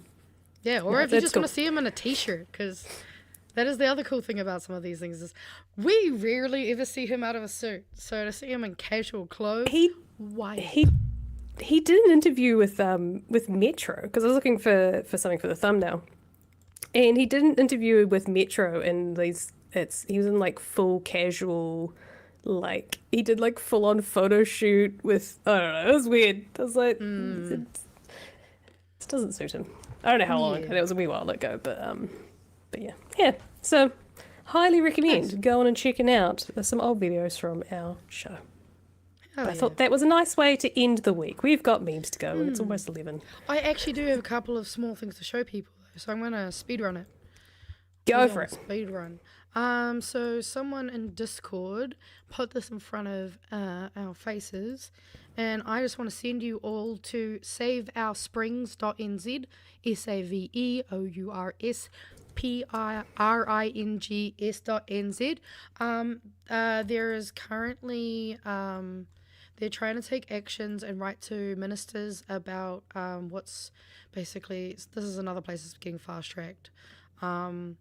With a potential gold mining operation, and they're also looking to use cyanide potentially to get the gold, arsenic, sorry, not cyanide, arsenic. Really, really interesting to read about all of this, so I would love for everyone to go have a look, check it out, sign up to it, maybe message your local MPs about it. And then I had a couple of good news that we can just quickly look at, because they're not very long.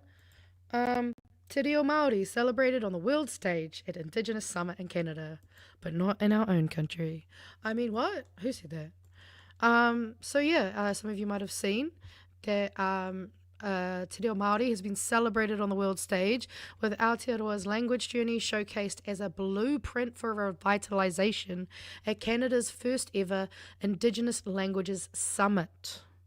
So Rawene Higgins got to go to that summit and speak on, you know, how the history of reo and the revitalisation journey that has been going on. She highlighted how far Aotearoa has come since 1972 Māori language petition, with Te Reo now recognised internationally as a model for Indigenous language revival.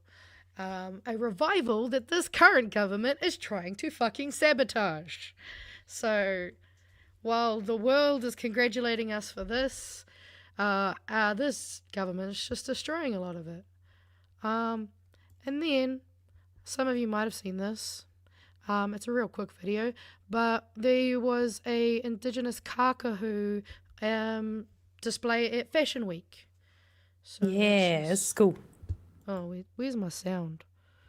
RNZ did a ton of stuff about this about Fashion Week. And, Cool, really yeah. highlighting.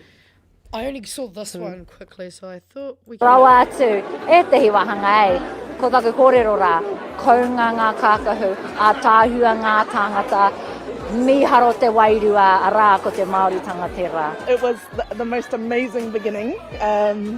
To have just casually a Tamaki, Makoto candidate, and then a sitting MP walking. It was incredible, and it was such a beautiful reminder of where we are, you know, in Aotearoa, unmistakably. So that was really cool.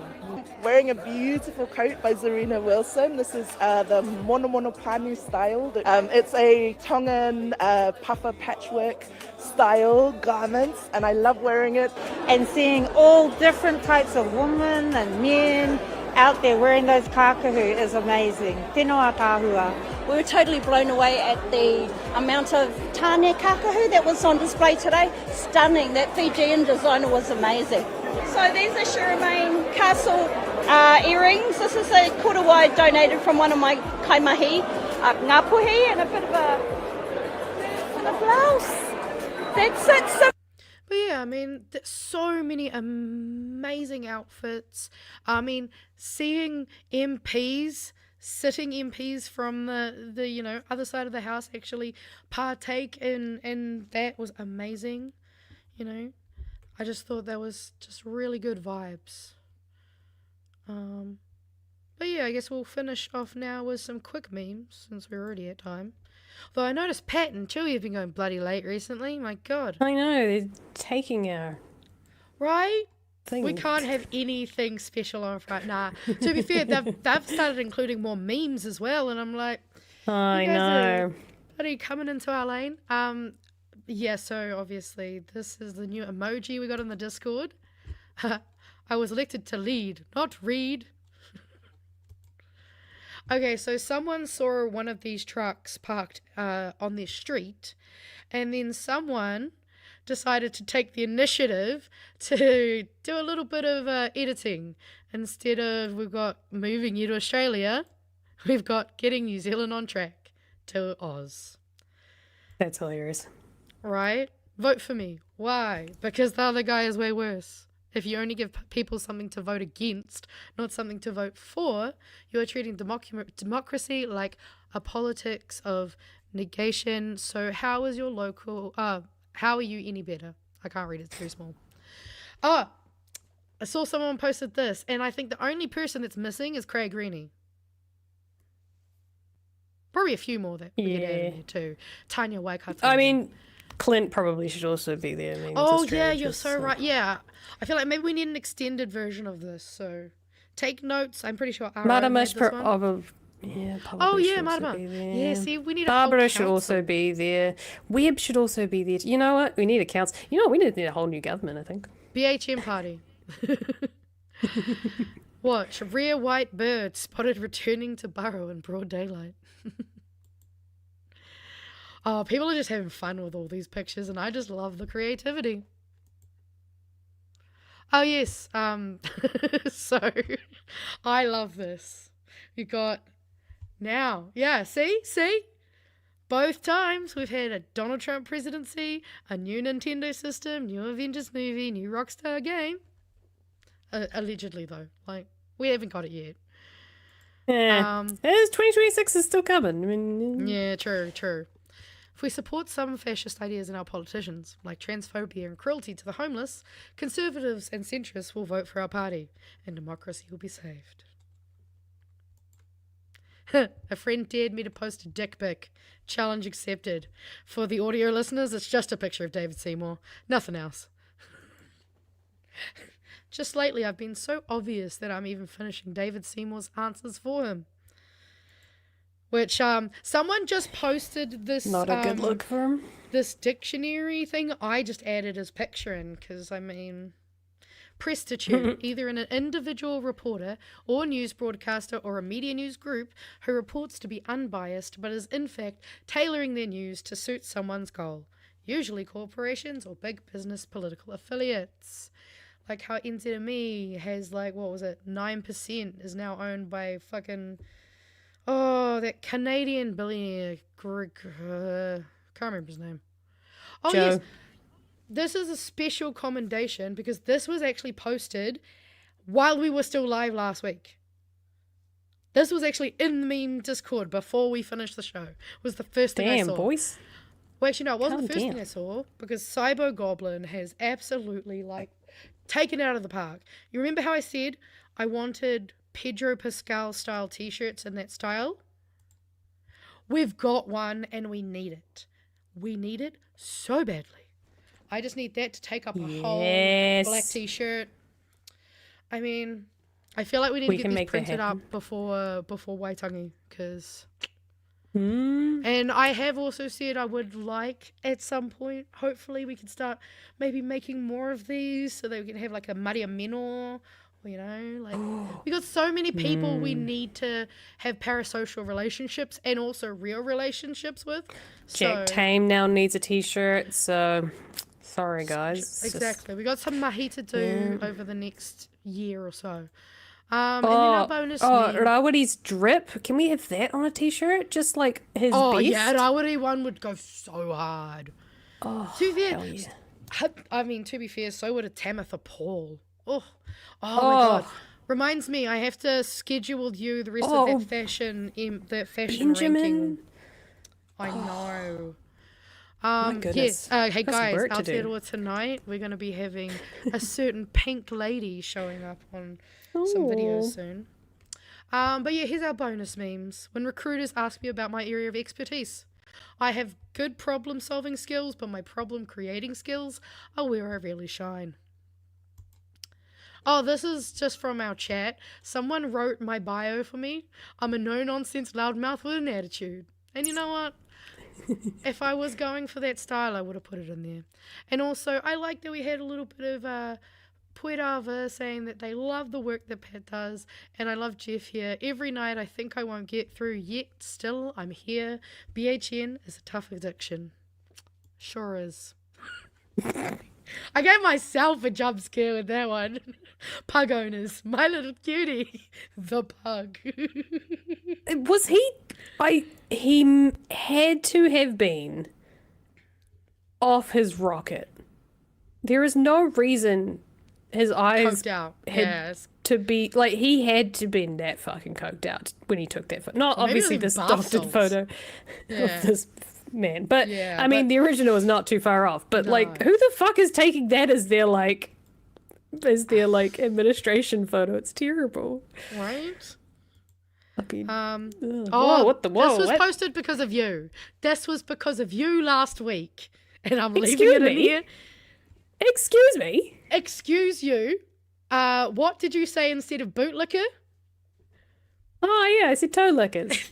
Toe sucker. Toe sucker. Toe sucker. Very specifically. Toe sucker. Yeah, so we obviously had to have the Tarantino meme. And I feel like I don't need to say that one for the audio listeners. They know. For the neurodivergents out there, my entire day, a scheduled phone call. Fuck, it's the worst. Me giving up and walking into the ocean with all of my clothes on. I mean, seriously, just fuck it all. Some days it does feel like that a bit, eh? And then at 9 p.m. hits and we're like, cool, get out our frustrations. When will Microsoft Edge finally be allowed to Microsoft Calm? This is the second one to our last Microsoft Edging joke. And tell Cersei, I want you to know it was me. And then, because I liked finishing with animals last time, we have a loaf duel. Loaf duel that's with a loaf hilarious. stool. I know, right? That's so It's funny. always good to have animals to kind of go out on. And if you want to send pictures of your cute animals into our Discord channel, they could get put at the end of the meme PDF. Just saying. Just saying. Just saying.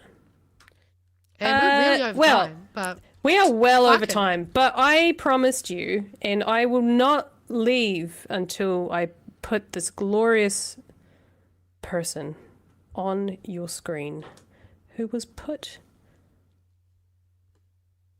in an article. hey! Who's Meet that Gary handsome Charles, fucker? Parliament's weed man with his weed Fuck suit. yeah! And, may I note, Oh, think shot it's the Gary. hoodie version.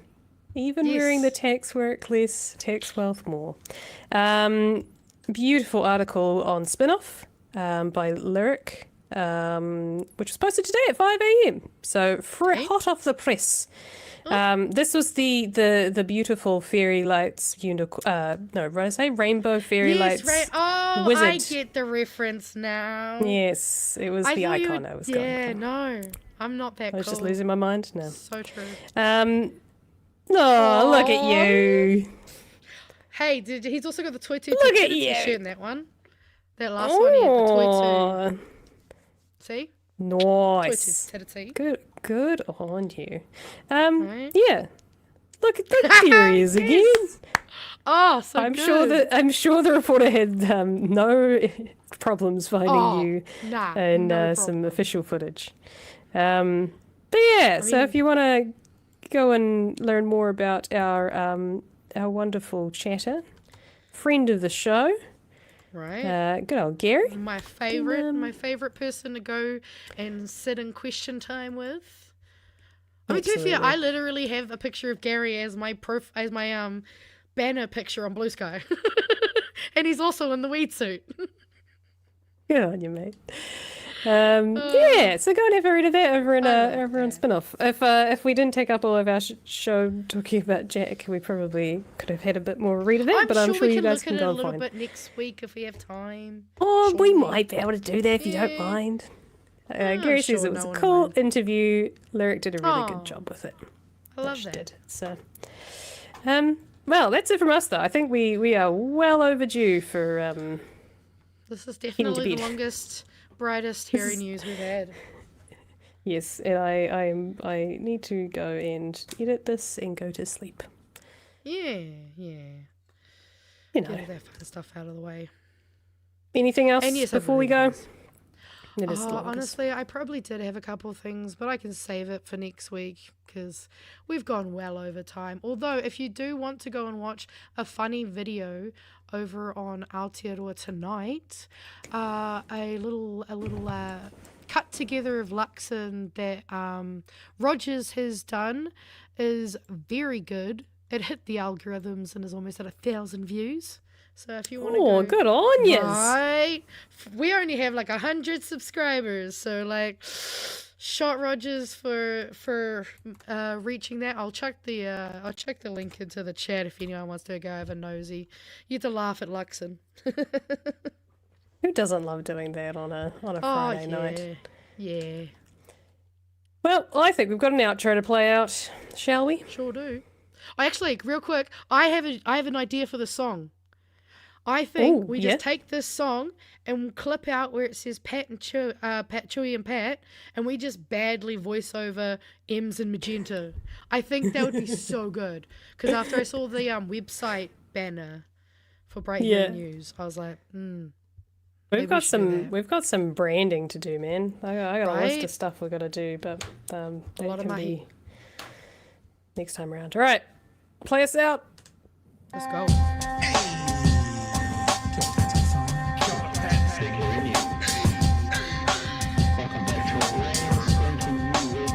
Help us settle a debate, whether it be thoughtful or funny, even if we're all creatures of hate. It's a fine line that we're walking together. For better, push aside the temptation to berate. Let's take a note of the corners we stand in. As many points as the hairs on my chinny chin chin. When the news that we're watching is hairy, knowing all the things that we need to be wary of. Like the rich have the hand out for rewards, while the many have to work out what they can afford. And the rest of us ain't paying attention, or maybe have questions we're too worried to mention. Other media is still dwelling on trivial facts, vetting peas from the rice and the mice from the rats, and picking and choosing a war path to run, and linking ourselves with the hill to die on. It's gotta come down to a welcoming vibe, with an A and a self and a higher in mind. All have a lean either this way or that, and will be analyzed by what Chewie and M's Pat. and Magenta. With the evil in the world trying to mess with your head, and you're sitting on the couch, you're thinking chivalry's dead. Each night, 2 nights, they're gonna sing you to bed. It's Big Hairy News. Thanks everyone for joining us for this 2 hour and 15-minute almost show. Appreciate you turning up and spending a Friday night with us. Magenta, anything to say before we go? Nah, well, actually, if you want to come hang out in the Discord, I am going to be in there after the show. You might hear some cook shit, so come hang out if you want. Otherwise, Aotearoa tonight, 7 p.m. on Monday before the boys. Keep cool to I after might school, also be on. whānau. I might also be on Discord. We'll see. All right. Well, maybe. Catch you guys next Friday at 9 p.m. for another edition of Right Here News. The boys will be back with you on Monday at 9 p.m. Keep Jenny. whānau, keep cool at school. Bye. Hey, Magenta. Hi. Pat got rid of the thing! Oh, what thing? All right, goodbye.